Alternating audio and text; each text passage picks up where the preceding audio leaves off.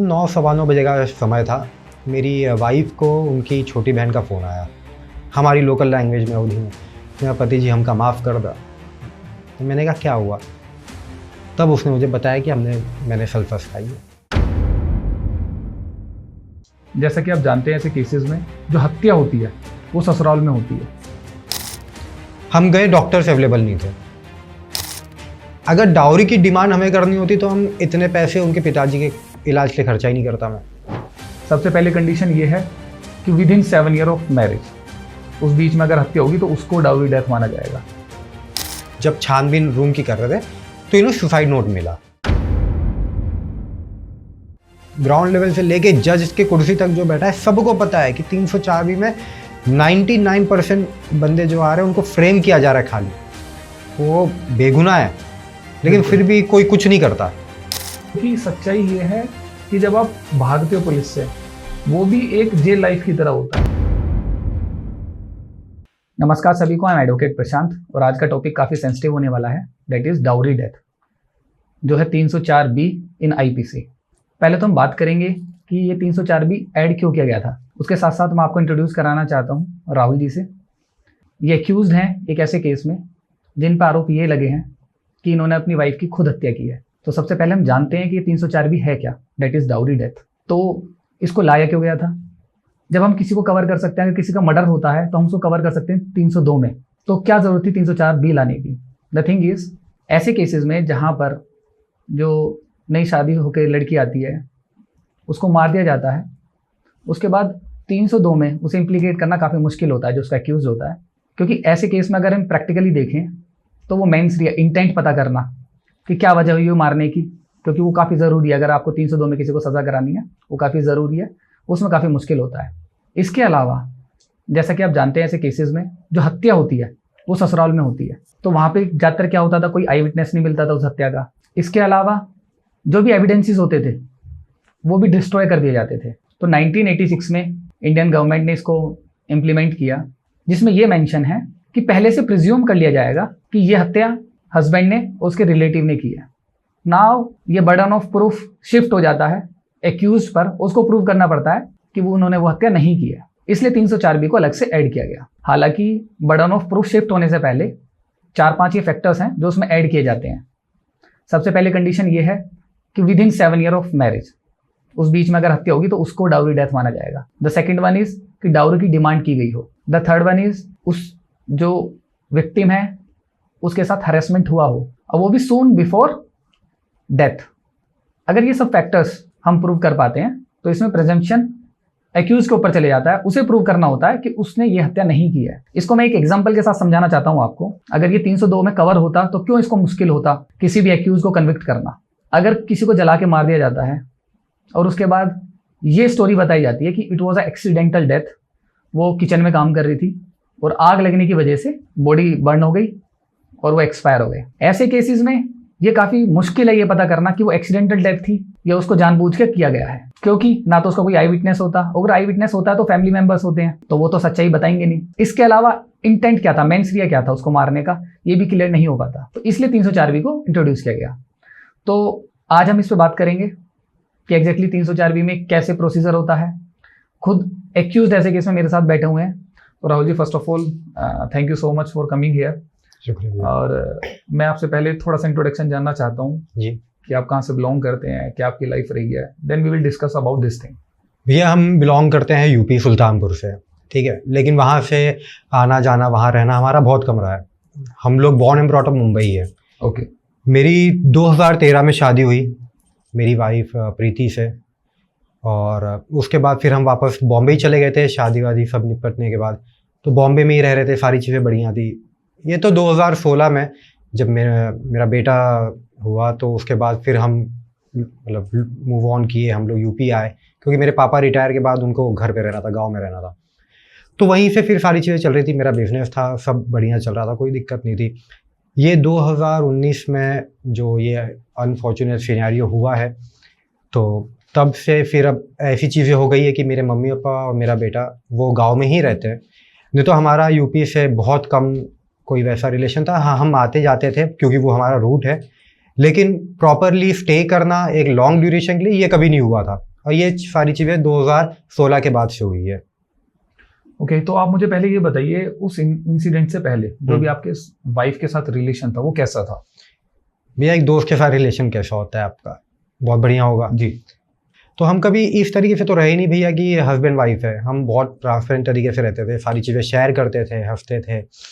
तो हमने यही रखा था कि हम एक दोस्त की तरह रहेंगे, क्योंकि आप दोस्त से कुछ नहीं छुपा सकते हो। आप अगर हस्बैंड वाइफ हो तो भी आप कुछ चीज़ें छुपाओगे, मैनिपुलेट करोगे, बहुत जगह पे होता है। तो हमने वो चीज़ें रखी नहीं, हम तो दोस्त की तरह थे, हम तो सारी चीज़ें शेयर करते थे। बहुत अच्छा खासा, बहुत खुशहाल परिवार था, सारी चीज़ें बहुत अच्छे से चल रही थी हमारी 3 फरवरी तक। उस दिन जो वो मनहूस दिन था, जिस दिन उसने वो कदम उठाया, ठीक है, उसके बाद से दुनिया बदल गई। उसके पहले की दुनिया अगर आप मुझे पूछो तो शायद ही वैसी किसी की रही होगी, पर उसके बाद की दुनिया बहुत बहुत गंदी थी। तो एग्जैक्टली हुआ क्या था उस दिन? आप कुछ नहीं भैया, बात ऐसी थी कि 3 फरवरी का दिन था, मैं कुछ दिन पहले ही अपने गांव आया था बाहर से, तो क्योंकि मेरे बेटे का बर्थडे था 16 जनवरी को, तो मैं वही पीरियड में आया हुआ था। फिर मैं रुका था कुछ दिन, क्योंकि मुझे वापस से ये इंसिडेंट हुआ, इसके 2-3 दिन बाद मुझे वापस से जाना था कुछ काम से, मेरा बिजनेस चलता है उस रिलेटेड। मेरे पापा भी वो टाइम पे नहीं थे यूपी में, वो बॉम्बे में थे। मेरी मम्मी थी, बेटा, मैं और मेरी वाइफ थे हम। तो मॉर्निंग में मैं वही, ठंड का महीना था ही, 3 फेब, अच्छा खासा कोहरा था। तो मेरी वाइफ आई सवेरे, क्योंकि मुझे कॉफ़ी पीने की सवेरे की आदत है। तो वो आई, उसने मुझे नॉर्मली पूछा कि आप कॉफ़ी लोगे? मैंने कहा हाँ। वो कॉफ़ी ले आई, मैं कॉफ़ी अपनी पी रहा था, बेटा मेरे बाजू में ही था, लेटा हुआ था। फिर थोड़ी देर के बाद ये फिर आई, इसने कहा कि आप नाश्ता कुछ लोगे? मैंने कहा अभी नहीं, थोड़ी देर बाद। तो उसने कहा ठीक है, मैं थोड़ी देर में आती हूँ। फिर कुछ नहीं, मैं कॉफ़ी पी के, तो ठंड का टाइम था ही तो आलस लग जाती है, तो मैं अपनी रजाई में, ब्लैंकेट में मैं लेट गया। थोड़ी देर के बाद ये आई तो फिर मैं ऐसे ही उठ के बैठ गया उससे बात करने के लिए, क्योंकि इसकी कुछ दिन के बाद विदाई थी, इसके कज़िन की शादी थी। तो कुछ प्रिपरेशंस थे जो हमारी तरफ से भी थे, क्योंकि लड़की को भी, मतलब अब मेरी तो वाइफ है तो हमें विदा करना होता है। तो वही सारी बातचीत चल रही थी कि कैसे होगा, और फिर वही फरवरी का महीना था। फेब में ये रिटर्न आ जाती, शादी वादी सब निपटा के, और मार्च में हम लोग वापस सारे रिलोकेट हो रहे थे मुंबई के लिए, क्योंकि कुछ हमने सोच के रखा था वाइफ के लिए, क्योंकि स्टडीज़ में बहुत ब्रिलियंट थी वो। तो मेरे पापा की ये इच्छा हमेशा से रही है कि इसको IAS की तैयारी कराया जाए। तो सारी पूरा सेटअप हमने कर लिया था बॉम्बे में, हमने इंस्टीट्यूट भी देख रखा था, सारी चीज़ हो गई थी। बस ये था कि ये शादी हो जाए, फिर हम मुंबई चले जाएंगे और सारी चीज़ें प्रॉपर तरीके से हो जाएगी। अच्छा, ये तो पहले ही हमें करना था उसको IAS के लिए, लेकिन वो टाइम ऐसा था कि बेटा जस्ट बॉर्न हुआ था, छोटा था, तो नहीं माँ के बगैर उतना रह पाए। तो यही सारे डिस्कशन चल रहे थे, इतने में उसने मुझे बीच में इंटरप्ट किया और उसने मुझे कहा कि हमारी लोकल लैंग्वेज में, अवधी में, उसने कहा पति जी हमका माफ़ कर दा। तो मैंने कहा क्या हुआ? तब उसने मुझे बताया कि मैंने सल्फस खाई है।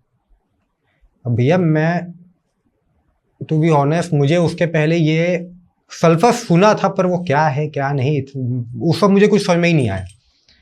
तो मैं उसका रिएक्शन देख के, उसके बात करने तरीके से मैं समझ गया ये पॉइजन है। तो मैंने उससे पूछने की बहुत कोशिश की, तो वो बता ही नहीं। अच्छा, सल्फस एक ऐसी चीज़ है, तो बाद में मैंने बहुत रिसर्च किया, बहुत सारी चीज़ें की, तो मुझे पता चला कि वो बहुत जल्दी रिएक्ट करता है शरीर में। तो मैंने फिर अपने एक फ्रेंड को फ़ोन किया बॉम्बे, जो कि डॉक्टर ही हैं। तो उनसे मैंने कहा ऐसे ऐसे है, तुम्हारी भाभी ने सल्फस खा लिया, क्या करूँ? तो उन्होंने कहा भैया कुछ मत करो, तुरंत हॉस्पिटल ले जाओ, घर पे कुछ नहीं कर पाओगे, और बहुत जल्दी ले जाओ। तो अब उसे मैं उठाने की कोशिश कर रहा हूँ, उसमें हिम्मत ही नहीं रह गई।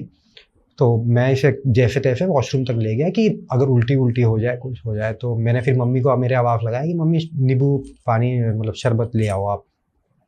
शरबत उसको दिया, हार्डली उसने एक सिप ली होगी भैया, और वो बैठ गई। हल्का सा, बहुत हल्का सा झाग निकला उसके मुंह से, उसके अलावा कुछ नहीं। फिर मैं उसको उठाने की कोशिश कर रहा हूँ कि या वॉमिट कर ले, तो वो कुछ नहीं कर पा रही है। फिर इतने मेरे बड़े पिताजी और मेरी अम्मा थे, ये दौड़ के आए। फिर मेरी मम्मी आई, क्योंकि मैं तो उठा नहीं पा रहा था। अब आप इससे अंदाज़ा लगा लीजिए, हमारा हंसी मजाक इतना होता था हम आपस में कि मैं उसको कभी वैसे मजाक मस्ती में उठा लेता था या कुछ होता था। उस दिन भैया मैं उसको उठा नहीं पाया। आप सोचिए, ऐसा तो था नहीं कि एक दिन में कोई वेट गेन हो गया हो, कुछ हो गया हो, पर मैं उठा नहीं पाया उसे। फिर हम चारों जन ने हम उसे उठा के हम लोग बेडरूम तक ले गए। तो मेरे बड़े पिताजी ने कहा कि तुम एक काम करो, डॉक्टर ले आओ तुरंत। 6:15 6:30 बज रहा था भैया, सवेरे का। संडे का दिन था, 3 फरवरी 2019। मैं गया, मैं जाके जैसे ही मतलब मैंने डॉक्टर जो भी वहाँ 2-3 डॉक्टर थे, मैंने देखे तो कोई अवेलेबल नहीं था। तो इतने में बड़े पिताजी ने कहा मुझे फ़ोन करके कि तुम आओ, हम लेके चलेंगे इन्हें। अब क्योंकि छोटा शहर है, ठीक है, तो कोई बहुत रिनाउंड हॉस्पिटल्स तो है नहीं वहाँ पे, तो जैसे गवर्नमेंट के हॉस्पिटल होते हैं वैसा था। तो आए हम, जब तक इसको लेके गए तो वहाँ पे सबसे पहली चीज़ तो ये थी कि डॉक्टर्स अवेलेबल नहीं थे। तो मेरे को ना उस दिन के बाद से ना भैया गवर्नमेंट के ऊपर भी थोड़ी नाराज़गी होने लग गई, क्योंकि आप गवर्नमेंट हॉस्पिटल अगर आपने सेटअप करके रखा है तो एक डॉक्टर तो अवेलेबल होना चाहिए, चाहे संडे हो चाहे मंडे हो, क्योंकि इमरजेंसी बोल के तो आएगी नहीं ना, वो तो कभी भी आ जाएगी। हम गए, डॉक्टर्स अवेलेबल नहीं थे। कम से कम भैया 10-15 मिनट तो वहाँ हमारा बेकार हो गया, बर्बाद हो गया। और वही 10-15 मिनट वही क्रूशियल थे। अगर डॉक्टर मिल गए होते तो शायद इस समय आप मेरा पॉडकास्ट नहीं कर रहे होते और मैं यहाँ नहीं बैठा होता। डॉक्टर्स आए, उनने चेक किया, उन्होंने डिक्लेयर कर दिया डेड। अब आप सोचिए भैया, जिसके साथ आप एक एक पल आप बिता रहे हो, जिसके साथ आपने 7 फेरी ले कि आप 7 जन्मों तक साथ रहोगे, आप दोनों से एक आपका बेटा हुआ और आपको सडनली पता चलता है कि अब वो है ही नहीं। तो कोई ऐसा इंसिडेंट्स वगैरह, पुराने इंसिडेंट? कोई पुराना इंसिडेंट ऐसा नहीं भैया। ये था कि जब ये 3 फरवरी के एक रात पहले 2 तारीख को मैं घर पे ही था, तो मतलब सोने की तैयारी कर रहे थे, क्योंकि ठंड होता है तो ज़्यादातर गाँव में लोग 8 साढ़े 8 बजे सो जाते हैं। तो 9 सवा 9 बजे का समय था।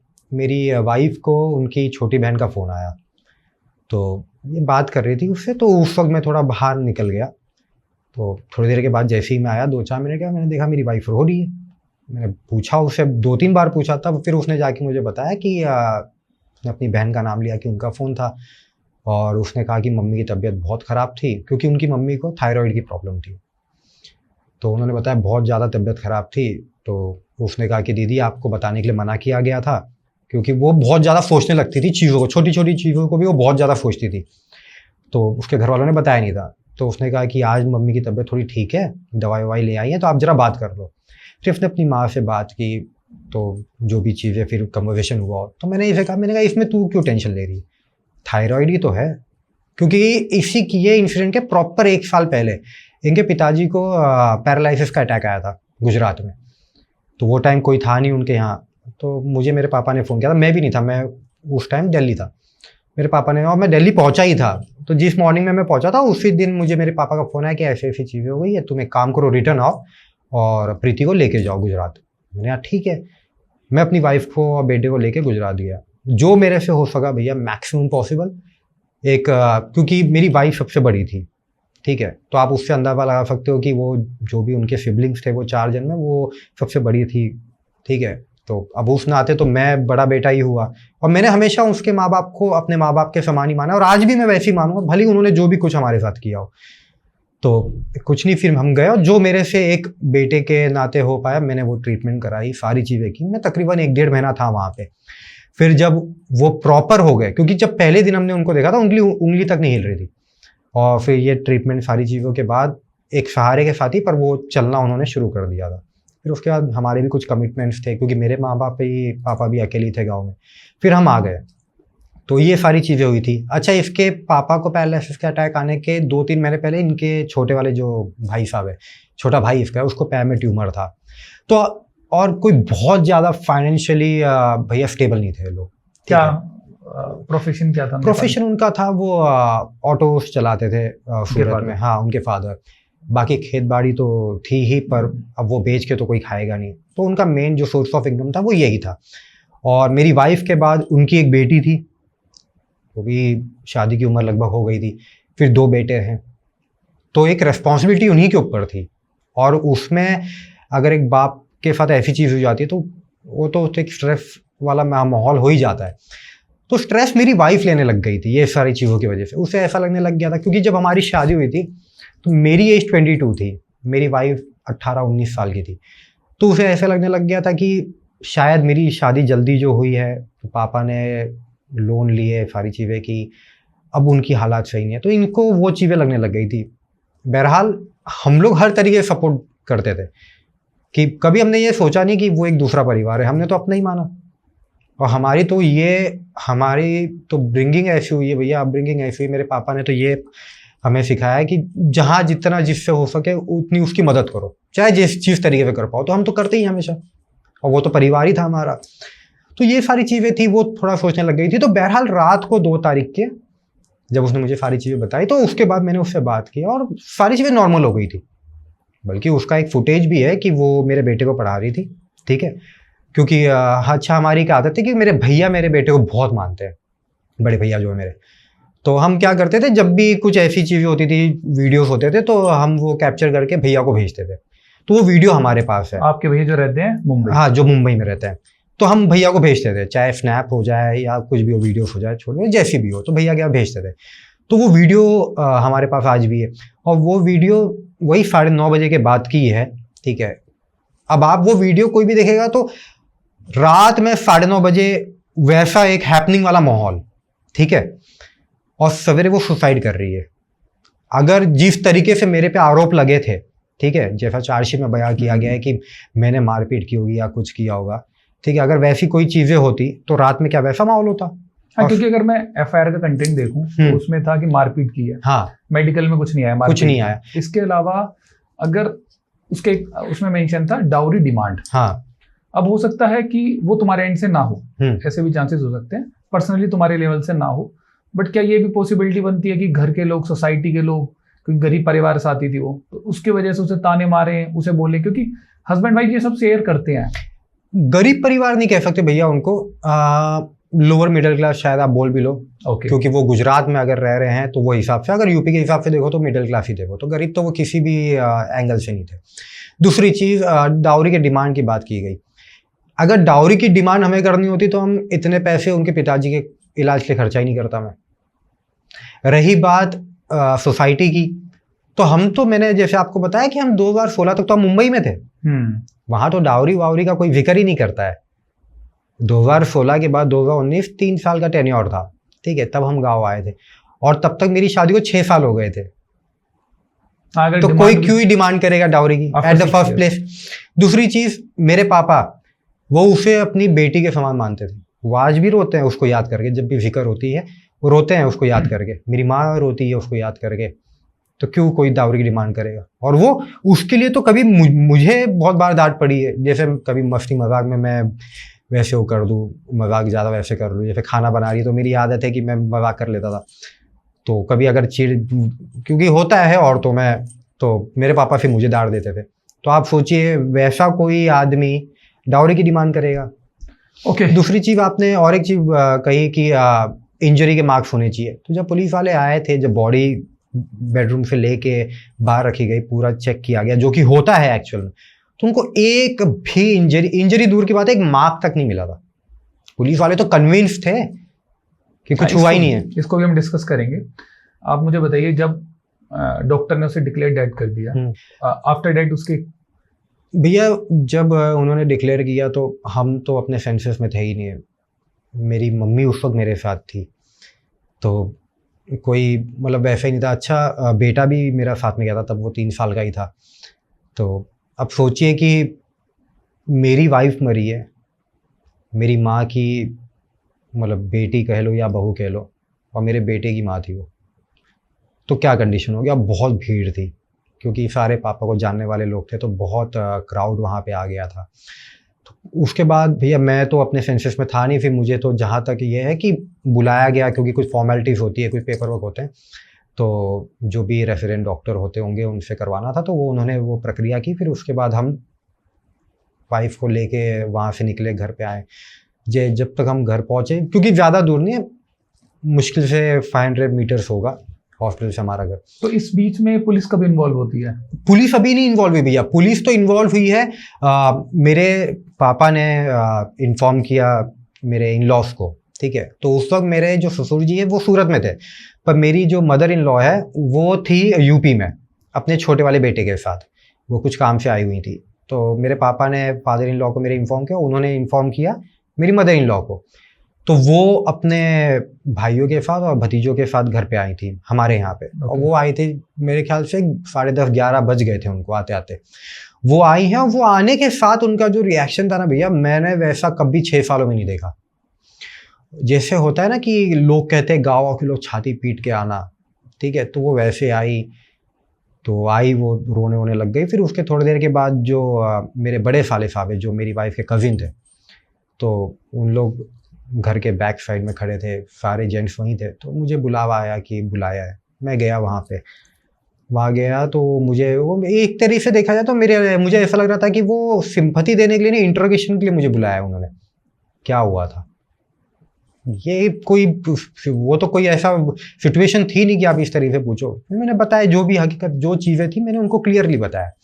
उसके थोड़ी देर के बाद फिर अच्छा, मैं तो रो ही रहा था भैया कंटिन्यू, मुझे तो कुछ समझ में ही नहीं आ रहा था, कुछ नहीं समझ में आ रहा था उस पीरियड में। मुझे खाली मेरी वाइफ दिख रही थी और यहाँ मैं बैठा था, और मैं वो पूरा फ्लैशबैक में था, वो 6 साल के। थोड़ी देर के बाद पुलिस वाले आए, किसने इन्फॉर्म किया, क्यों इन्फॉर्म किया, हमें कुछ नहीं पता। जब पुलिस वाले आए तो फिर मुझे बुलाया गया। फिर उसके बाद उन्होंने मेरे रूम में गए, वहाँ उन्होंने चीज़ें यहाँ वहाँ की, जो भी किया। फिर वाइफ के यहाँ पे आए। फिर जो उनके प्रोसेस होते हैं, वो पर्दा लगाते हैं और वो चेक करते हैं, लेडी कांस्टेबल जो होती है वो, चाहे सारी चीज़ें हो रही थी। तो ये अच्छा, इन द मीन टाइम वो मुझसे पूछ रहे थे कि कैसी चीज़ें हुई थी, क्या बात हुई थी। तो मैंने सारी चीज़ें बताई। फिर उन्होंने मेरी मदर इन लॉ को बुलाया। तो मेरी मदर इन लॉ ने वहाँ एक स्टेटमेंट दिया कि कल मेरी बड़ी बेटी ने, मतलब मेरी वाइफ ने इनको फ़ोन किया था, इनकी बेटी को, और उसने ये कहा कि तुम्हारी जीजा मुझे मारते पीटते हैं। तो जैसे ही ये चीज़ कही तो भैया वो तो सरासर झूठ था। तो मैंने तुरंत ही अपनी वाइफ का फ़ोन लिया, मैंने अंदर से मंगवाया, मैंने पुलिस वाले के हाथ में दिया। मैंने कहा आपके पास तो अथॉरिटी है, आप सबसे पहले तो ये चेक कीजिए कि फ़ोन इन्होंने किया था या फ़ोन वहाँ से आया था, क्योंकि ये कह रही है फ़ोन मेरी वाइफ ने किया था, जबकि फ़ोन तो हमें आया था, वो तो इनकमिंग कॉल था, कॉल रिकॉर्ड्स में है, ठीक है, फ़ोन में तो है ही। आप वैसे भी निकलवा सकते हो, आपको तो खुद ही पता चल जाएगा, वो तो सिंपल सी चीज़ थी। बिल्कुल बिल्कुल। तो सारी बातें जो भी हुई उस वक्त, उसके बाद पुलिस वाले 110% भैया कन्विंस थे कि it is a natural death, ठीक है, और हमारा कोई इन्वॉल्वमेंट नहीं था, क्योंकि कोई बॉडी इंजरी भी नहीं थी। कोई इंजरी नहीं थी, कुछ नहीं थी। तो इन्होंने मेरे मदर इन लॉ को पूछा कि क्या करना है आपको। तो उन्होंने सीधा कहा कि मैं क्या बताऊं, इसके पिताजी से पूछना पड़ेगा। तो उन्होंने मेरे फादर इन लॉ को फ़ोन किया, जो भी बात हुई उन्होंने कहा कि हमको FIR करना है। तो कुछ नहीं, फिर इसके बाद पुलिस वाले अपना जो भी फॉर्मेलिटी थे वो सारी चीज़ें कर रहे थे। फिर इवनिंग में हमें कहा गया कि पोस्टमार्टम के लिए जाना है। नहीं, उस बीच में आपने मुझे वो बताया था कि सुसाइडल नोट। हाँ, सुसाइडल नोट वाली चीज़ थी। जब छानबीन रूम की कर रहे थे तो इन्हें सुसाइड नोट मिला, और उसमें ये क्लियरली मेंशन था कि मैं प्रीति मिश्रा, मैं अपनी मर्जी से आत्महत्या कर रही हूँ, इसमें मेरे पति जी या मेरे परिवार वालों का कोई लेना देना नहीं है। अच्छा, वो चीज़ें हिंदी में लिखी हुई थी, ये आप नोट कीजिएगा। और मुझे जो लोग जानते वो सब जानते, मुझे हिंदी लिखना नहीं आता है प्रॉपर, क्योंकि आपकी अपब्रिंगिंग, क्योंकि मेरी अपब्रिंगिंग भैया इंग्लिश मीडियम में हुई है, मैं अब्रॉड में रहा हूँ, मेरी सारी चीज़ें इंग्लिश वैसे रही है, मेरा हिंदी नहीं है उतना प्रॉपर, कभी ज़रूरत भी नहीं पड़ी। महाराष्ट्र में रहे। हाँ, महाराष्ट्र में हम रहे, तो मुझे हिंदी की वैसे कभी ज़रूरत भी नहीं पड़ी, और वो प्रॉपर हिंदी में लिखा हुआ था। फिर इसके बाद जब ये चीज़ें हुई तो हमने, जो गांव के काफ़ी लोग थे, सीनियर थे, एक तो हमारे यहाँ घर के पीछे एडवोकेट है वो थे, फिर हमारे प्रधान जी थे, तो इन्होंने इनसे कहा कि आप ये हमें दे दीजिए। तो उन्होंने, जो कांस्टेबल थे उस सब, उन्होंने सीधा कहा कि नहीं, हम आपको ये दे नहीं सकते। पवन यादव कांस्टेबल नाम था। उन्होंने कहा कि आपको नहीं दे सकते, आप इसका बेशक फ़ोटो ले लीजिए। तो वो फ़ोटो हमने ले ली थी। फिर इसके बाद भैया ये सारी चीज़ें हुई। अच्छा, वो सुसाइड नोट के बाद वो कन्विंस तो थे ही, उनको एकदम से भरोसा हो गया कि अब ये फंसाया ही जा रहा है खाली। इस बीच में मैं ये बताना चाहता हूँ, जो काफ़ी बार एलिगेशन लगते हैं फेयर इन्वेस्टिगेशन के, अगर किसी भी घर में ऐसा होता है तो हमें एक तरफा नहीं सोचना चाहिए। इस बीच में जो सुसाइडल नोट मिला था उसको भी चार्जशीट का पार्ट नहीं बनाया गया। साथ में पुलिस को पता होते हुए भी कि कोई बॉडीली इंजरी नहीं है, कोई इनके बीच में मार पिटाई नहीं हुई है, जो आसपास से विटनेस के बयान होते हैं उनको भी नहीं लिया गया। इसलिए ही ऐसे केसेस में जो कन्विक्शन रेट है वो काफ़ी कम है, क्योंकि पुलिस पहले ही इम्प्लीकेट कर देती है कि कुछ हुआ हो या ना हुआ हो, इसने ही किया है और हम इसे 304B में एक्यूज बनाएंगे। फर्दर फिर आप मुझे बताइए, जब पुलिस ने बोला कि चलो हम केस रजिस्टर कर रहे हैं, देन पोस्टमार्टम के लिए बोला गया। पोस्टमार्टम के लिए हमें बोला गया भैया कि पोस्टमार्टम के लिए जाना है। तो काफ़ी सारे लोग थे, रिश्तेदार थे, हमारे गांव के ही लोग थे ज़्यादातर। तो सारे लोग फिर इकट्ठा हुए। तो मेरी बॉडी, मेरी वाइफ जो थी, तो जैसे महिंद्रा की जीप होती है, तो बॉडी मतलब वाइफ को वहाँ पे वो किया गया, मैं बैठा था और मेरे लैप पे उसका सर था। तो वो मुझे वही मंजर याद आ रहा था जब हम शादी होके आए थे, तो मैं बैठा हुआ था बेड पे, मेरी वाइफ बैठी हुई थी और मेरा सर उसके लैप पे था। और 6 साल बाद वो एक दिन आ गया कि मैं बैठा हूँ और उसका सर मेरे लैप पे था, लेकिन वो जिंदा ही नहीं थी। ले गए तो पोस्टमार्टम के लिए अगर जाना था, तो हमारे यहाँ से जब आप निकलोगे तो आप एक लेफ्ट टर्न लेते हो। तो मैंने नोटिस किया कि वो लेफ्ट के बगैर राइट लिया जा रहा है, और वो लेके गए हमें पुलिस स्टेशन। ठंड तो बहुत अच्छी खासी थी। वहाँ ले गए, पहले तो उन्होंने कुछ बातचीत की मेरे मदर इन लॉ के साथ, उन लोगों के साथ। फिर उसके बाद मुझे बुलाया गया। तो एक शॉर्ट पीरियड ऑफ टाइम के लिए मुझे बुलाया। मुझे उन्होंने ये चीज़ कही, जो वहाँ पे एसएचओ थे, उन्होंने कहा कि यार इसको तो मारा गया है। मैंने कहा सर आप कैसे कह सकते हो? कहते उसके घर वाले कह रहे हैं। मैंने कहा उसके घर वाले कहेंगे तो आप मान जाओगे, या आप एविडेंस देखोगे? आपके हाथ में तो सुसाइड नोट है, बॉडी पे कोई इंजरी, कोई मार्क, कुछ नहीं था। घर वालों ने कह दिया तो आप वो चीज़ मान रहे हो। तो उन्होंने सीधा ये फरमान जारी कर दिया कि इनको अंदर बैठाओ। कुछ नहीं सुनी, कोई सुनवाई मेरी हुई नहीं। मुझे अंदर बैठाया गया।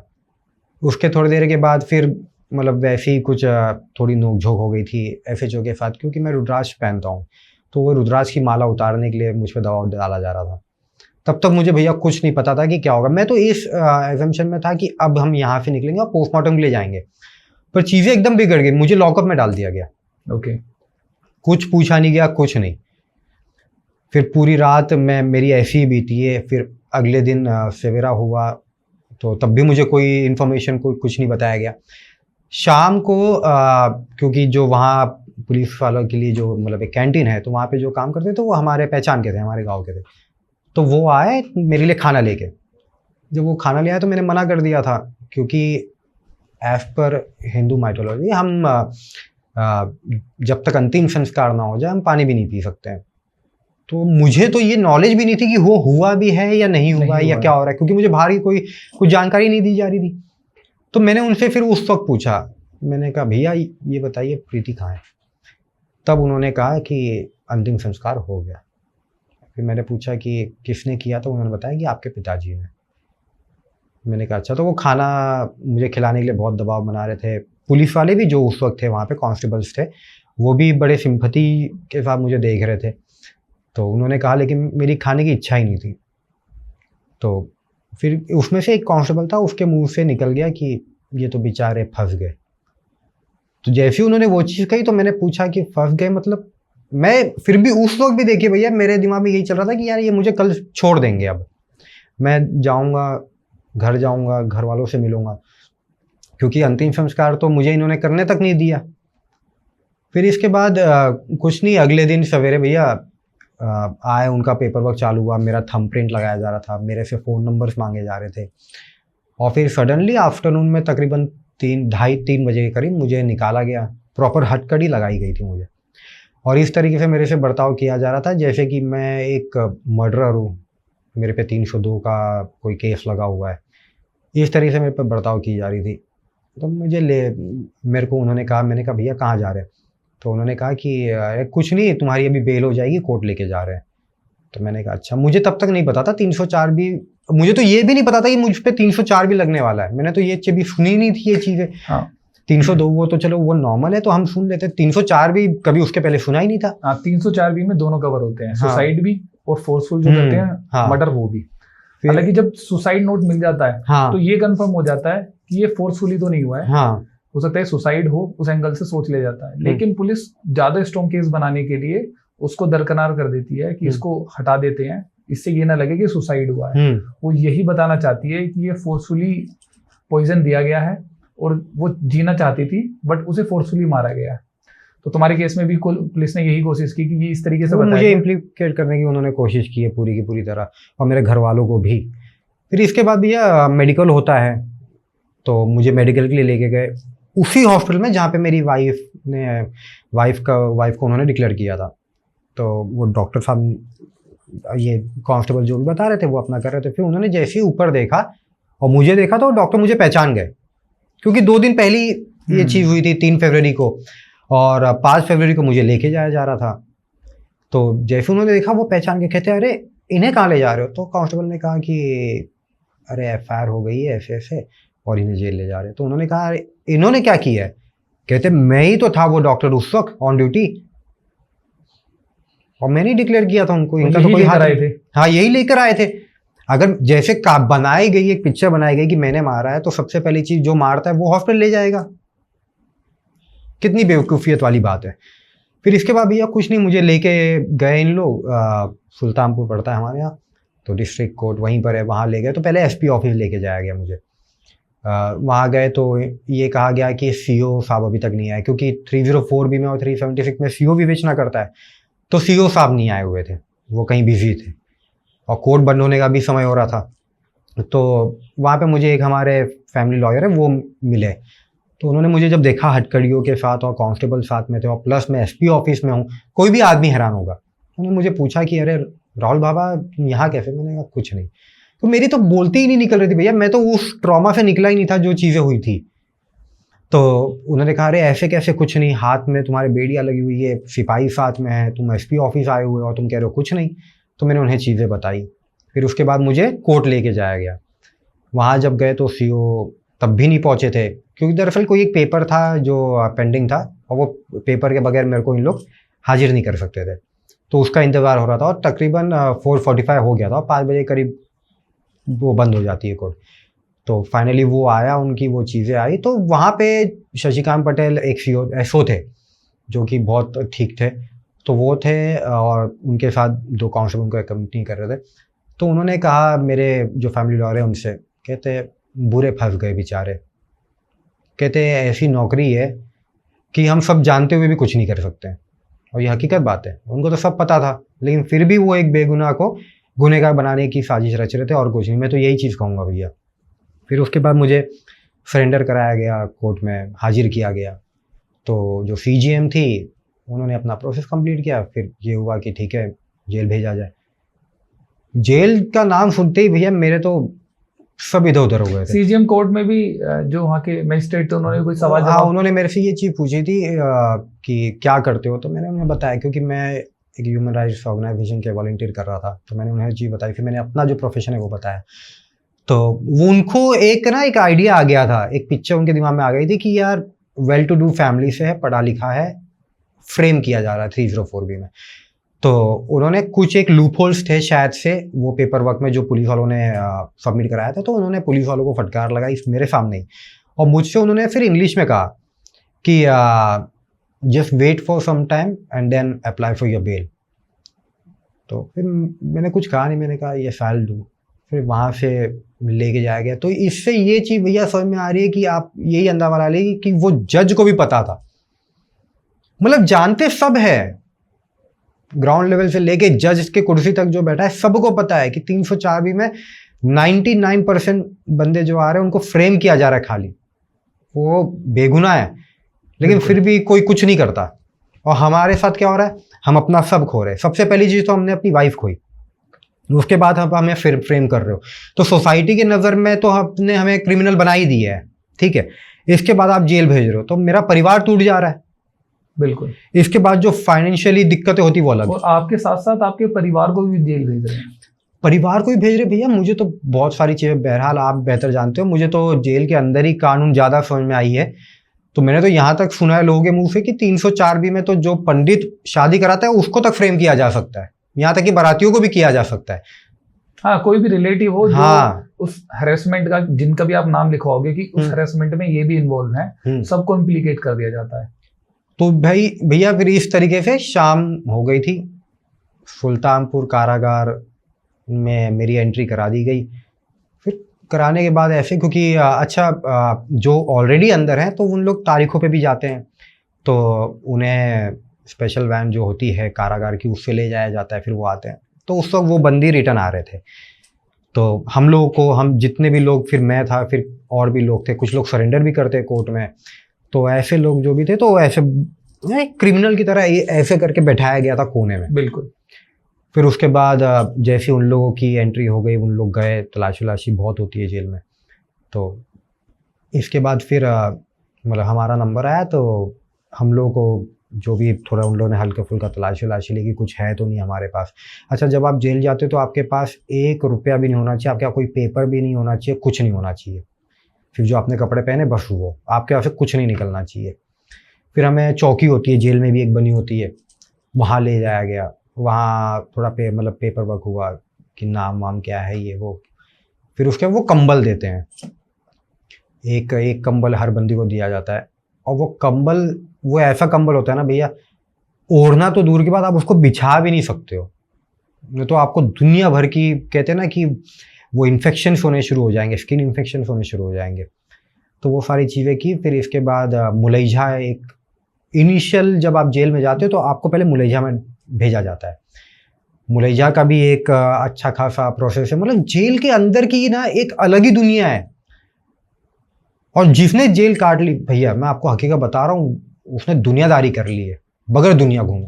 और मैं तो पहली दुनिया घूम चुका था, ये दूसरी दुनिया भी मुझे दिखा दी गई। जो पहले दुनिया घूमी थी वो तो अपनी मर्जी से, ये तो फोर्सफुल वाली चीज हो गई मेरे साथ। मुलैजा में भेजा गया तो रात तो जैसे तैसे भैया काट ली। सवेरे फिर पता चला कि चाय वो लेके आते हैं, तो उसके लिए ग्लास नहीं था। फिर उन्होंने पेपर कप्स होते हैं तो वैसे दी उन्होंने, क्योंकि जो लोग पहले से उनके तो घर वाले भेज देते हैं प्लास्टिक के जैसे कप्स होते हैं। फिर जेल में कैंटीन होती है, वहां भी मिलती है। तुम्हारे केस में तो ये भी था कि घर वाले भी, हाँ, इंसिडेंट हुआ था, इंसिडेंट हुआ था तो उनको लास्ट राइड्स पूरी परफॉर्म करनी थी, तो वो जल्दी भी नहीं आ सकते। और सबसे बड़ा भैया दिक्कत ये थी ना कि मुलैजा में आपको रोज की बैठकी देनी पड़ती है, पैसे देने पड़ते हैं, आपको कुछ पैसे रोज देने पड़ते हैं। ये कोई सरकारी फीस नहीं है, ये सरकारी फीस नहीं है भैया, ये कोई सरकारी फीस नहीं है। ये वो है कि सरकारी नौकरी की तो तनख्वाह आप ले रहे हो, साथ में साथ मलाई भी खा रहे हो। और वो भी इस तरीके से होता है कि ऐसा लगता है लोगों को, ऐसा लगेगा कि ये जेल मैनुअल में लिखी हुई चीजें हैं। शुरुआत में तो मुझे भी नहीं पता चला था भैया। तो 100 रुपया रोज की बैठकी थी। तो मेरे पास तो पैसे ऐसे थे ही नहीं कुछ भी, तो मैं कहाँ से ही इनको दे पाता। फिर इसके बाद ऐसा हुआ कि एक थे, मतलब साथ में एक था बंदा, NDPS एक्ट में था, तो उन्होंने ये चीज़ की कि एक काम करो भैया, मैं आपकी दे देता हूँ। कहते हैं आपकी जब मुलाकात आएगी तो आप दे देना। 2-3 दिन उसने दिए, पर मुझे भी पता है कि किसी से फेवर लेना भैया अच्छा नहीं लगता।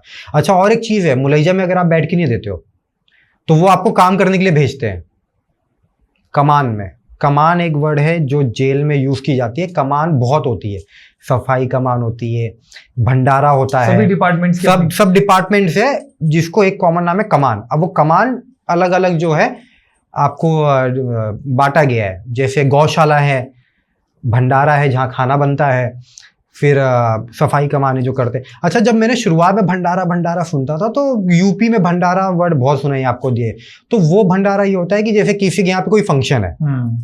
तो जब मैं भंडारा वर्ड सुन रहा था शुरुआत के 2-3 दिनों में, मुझे लगा कि भंडारा करते हैं क्या, बाहर कहीं नहीं जाएंगे खाना खिलाने? और तो बाद में पता चला कि वो किचन है, उसे भंडारा कहते हैं। तो आपने कितने दिन वहां पे गुजारे उस मुलैजा में? भैया मैं तकरीबन था 9 दिन, क्योंकि मुलाकात नहीं आ रही थी। अच्छा, मुलाकात नहीं आ रही थी तो घर वालों को ये था कि जेल भेज दिया गया, अब तो वो उनके हिसाब से चीजें होंगी। घर वालों को ये नहीं पता था कि जेल के अंदर कैसी चीजें होती है, कुछ करना पड़ता है हमें भी। तो कितने दिन बाद घर वाले मिलने आए? घर वाले भैया ऐसे नहीं आए। एक साथ में एक बंदी था। बंदी जेल में उनको कहा जाता है कि जिन पे चार्जेस अभी प्रूव नहीं हुए हैं, ठीक है। तो बंदी था वो, तो उससे मैंने मेरे पिताजी का नंबर देके मैंने अपने घर पे फ़ोन करवाया था, क्योंकि उसके माताजी, उसके घर वाले उससे मिलने आए थे। तो मैंने उससे रिक्वेस्ट किया था कि यार अपनी मम्मी को मेरा नंबर, मेरे पापा का नंबर दे देना और बोलना फ़ोन करके कह दे कि मिलने आ जाए, और 1700 रुपया ज़रूर लेके आए। तो वो 1700 रुपया वो क्या है, मैं अभी आपको आगे बताऊँगा। तो 9 दिन के बाद मेरे पिताजी आए। अच्छा, मेरे पिताजी भी नहीं आ सकते थे, उन्होंने बहुत बड़ा रिस्क लेके वो आए भैया, क्योंकि मेरे पापा का भी नाम था FIR में। वो बहुत गलत था, क्योंकि मेरे पिताजी तो इंसिडेंट जब हुआ था वो थे ही नहीं, तो मुंबई में थे, तो उनका नाम आपने कैसे डाल दिया? कोशिश तो ये भी की गई, आपके बड़े भाई, मेरे भैया का भी नाम डालने की कोशिश की गई, जो पर वो हो नहीं पाया। वो उस चीज में ना कामयाब नहीं हो पाए, तो मेरे भैया का नाम एक्चुअल में नहीं आया बाय गॉड ग्रेस। लेकिन मेरी मम्मी का नाम था और मेरे पापा का नाम था। तो पापा आए 9 दिन बाद, तो बहुत लेट आए थे भैया, क्योंकि मुलाकात भी ना एक घंटे में ऐसे, मतलब आपको निकाला जाता है। जैसे मान लो 50 लोग पहले आ गए तो कुछ लोगों को भेजेंगे, फिर हॉल्ट किया जाता है, फिर भेजेंगे, ताकि क्राउड ना इकट्ठा हो जेल के अंदर। अच्छा, मुलाकात के लिए भी एक स्पेशल एक जगह बनाई गई होती है जहाँ पे आप मुलाकात कक्ष उसको कहते हैं, वहीं मुलाकात कर सकते हो। और वो जो मुलाकात करने आते हैं ना, उनके लिए बड़ा टफ है, बहुत चेक पॉइंट्स है, वो बाहर से लेके पर्ची कटवाने से लेके अंदर जब वो अपनों से मिलने आ सके बहुत तलाशी होती है। जूता निकाल के देखेंगे, मोजा निकाल के देखेंगे, बिस्किट लाए तो बिस्किट फाड़ के देखेंगे कि उसके अंदर तो कुछ नहीं है। क्योंकि कुछ लोग होते हैं जो सिम कार्ड नशीले पदार्थ होते हैं, स्मगलिंग होती है, तो वो कुछ चंद लोगों की वजह से बाकियों को हर जाना भुगतना पड़ता है। ठीक है, तो वो सारी चीजें होती है। तो मेरे पापा जब आए तो बहुत लेट हो चुका था जब वो मुझसे मिलने आए, तो मुझे हार्डली 2 से ढाई मिनट ही मेरे पापा से बात करने के लिए मिली। और आप सोचिए कि इतना सब बीत गया, तब मैं मेरे पापा से मिल नहीं पाया था क्योंकि वो थे नहीं, मुझे अंदर भेज दिया गया। फिर जब उसके बाद इतने दिनों के बाद मैं मिला भी हूँ तो सिर्फ 2.5 मिनट के लिए खड़े खड़े बात की। मैं रो रहा था, पापा ने कहा रो मत, हम कोशिश कर रहे हैं जितना जल्दी हो सके। तो मैंने पूछा, मैंने कहा पापा कब तक निकल जाऊंगा? पापा ने कहा कि वकील से बात हुई है, उन्होंने कहा है कि 10 दिन भी लग सकते हैं, 10 महीने भी लग सकते हैं। मेरे लिए तो 10 दिन सुनना बहुत भारी था, 10 महीने तो बहुत दूर की बात थी, जबकि एक्चुअल में मैंने काटे 3 साल। जिसके लिए 1 दिन भारी पड़ रहा था वो 3 साल काट के निकला है। और वो भी खाली मैं कहूँगा भैया कि दुआओं की वजह से, लोगों के जो अंदर थे खास तौर पे उनके, और मेरे मम्मी पापा के, मेरे परिवार की मेहनत की वजह से। एक 70 साल के आदमी ने जो कि हाई डायबिटिक है, जिसके ऊपर एक बर्डन ये आ गया था मेरे जेल जाने की वजह से, क्योंकि उनको मेरे बेटे को संभालना था 3 साल के, उन्होंने इतनी भागम दौड़ी की है। अच्छा, लखनऊ जाना, सुल्तानपुर से जो लोग वाकिफ रखते, जो वहाँ के लोकल है, उन्हें पता होगा कि आपका एक दिन पूरा चले जाता है। क्योंकि आपकी बेल जो लगी हुई थी उसके लिए जाना। बेल तो मेरी तो भैया बहुत बाद में लगी। मेरे पापा मम्मी स्टे के लिए दौड़म भागी की जा रही थी कि उनको हाईकोर्ट से स्टे मिल जाए, उनका अरेस्ट ना हो। तो ये सारी चीज़ें हुई। फिर वो 9 दिन के बाद जब पापा से मुलाकात हुई तो गमछा एक मेरे लिए उन्होंने भेजा था, टॉवल भेजी थी और 1-2 लोअर वैसे, और कुछ बिस्किट के पैकेट भेजे थे, क्योंकि उनको पता नहीं था उसके पहले कि अंदर क्या क्या चीज़। उनको तो ये था कि सब कुछ जेल से मिलती है, तो उन्हें पता नहीं था। तो बेसिक जो उनको समझ में आया था वो उस वक्त ले आए थे मेरे लिए। फिर 9 दिन के बाद मेरी बैरिक कटी फाइनली, बैरिक में पहुंचे तो बैरिक भी भैया ऐसे नहीं होती है कि आपके मर्जी से आपको मिल जाए, वो उनके ऊपर है। और प्रॉपर आपका कार्ड बनता है जब आप मुलैजा से ट्रांसफ़र होते हो, तो आपका प्रॉपर कार्ड बनता है, उसमें आपका नाम, आपका डेट ऑफ बर्थ, आपकी एज, आपका वेट, सारी चीज़ें मेंशन होती है, अपार्ट फ्रॉम वो आईपीसी की धारा है जो आप पे लगी हुई है। तो ये सब के बाद वो मुझे पता चला कि मेरा 5 नंबर बैरिक में ट्रांसफ़र हुआ है, मुझे जो एलोकेट की गई है। अच्छा, ये जो 1700 रुपये है, ये इसको ना मैं आपको सरल भाषा में कहूँ अपने आपके व्यूअर्स के लिए, तो ये एक लाइफ टाइम मेंबरशिप है जेल में। 1700 रुपया दे दिया, जब तक जेल में हो आपको 1 रुपया देने की जरूरत नहीं, ना कोई आपसे काम कराने के लिए आपको मजबूर करेगा, वो आपकी मेंबरशिप हो गई है, वो 1700 रुपये अनऑफिशियल। और मैं तो ये कहूँगा कि करप्शन का लेवल काफी कम है अगर आपको 1700 रुपये देने पड़ रहे हैं। अदरवाइज अगर आप जानोगे जो यहाँ की जेल्स हैं, जो दिल्ली एनसीआर की जेल है, इसमें लोग लाखों रुपए खर्च कर देते हैं इन फैसिलिटीज के लिए कि उन्हें काम ना करना पड़े, ना उन्हें कोई परेशान करे। वो फैसिलिटीज के लिए तो भैया अलग है। जैसी एंट्री की है ना भैया, एंट्री के साथ ही आप समझ लिया ऐसा लग गया कि चिड़ियाघर में मच्छी मार्केट में आ गया हूँ। अब गिनती तो नहीं की थी मैंने उस वक्त तुरंत ही जाने के साथ, लेकिन कम से कम 120-122 लोग थे एक बड़ा हॉल में। एक बड़ा हॉल था, वो एक बड़ा हॉल था। जैसी अंदर हमने कदम रखा है तो एक छोटी सी टीवी रखी हुई थी ईंटों के ऊपर, और बंदी आपको हर जगह दिखाई देंगे, मतलब जहां जगह मिल रही। बीच में एक नैरो सी खाली एक रास्ता खुला हुआ था, वो भी किस लिए था, आने जाने के लिए। और क्योंकि बैरिक बंद होते हैं तो पीछे वॉशरूम था, वो एक्चुअल ओपन वॉशरूम था, उसको आप वॉशरूम भी नहीं कह सकते, वो सिर्फ एक लैटरिन के लिए वैसी बनी हुई थी। ठीक है, क्योंकि बैरिक बहुत लिमिटेड टाइम के लिए खोली जाती थी।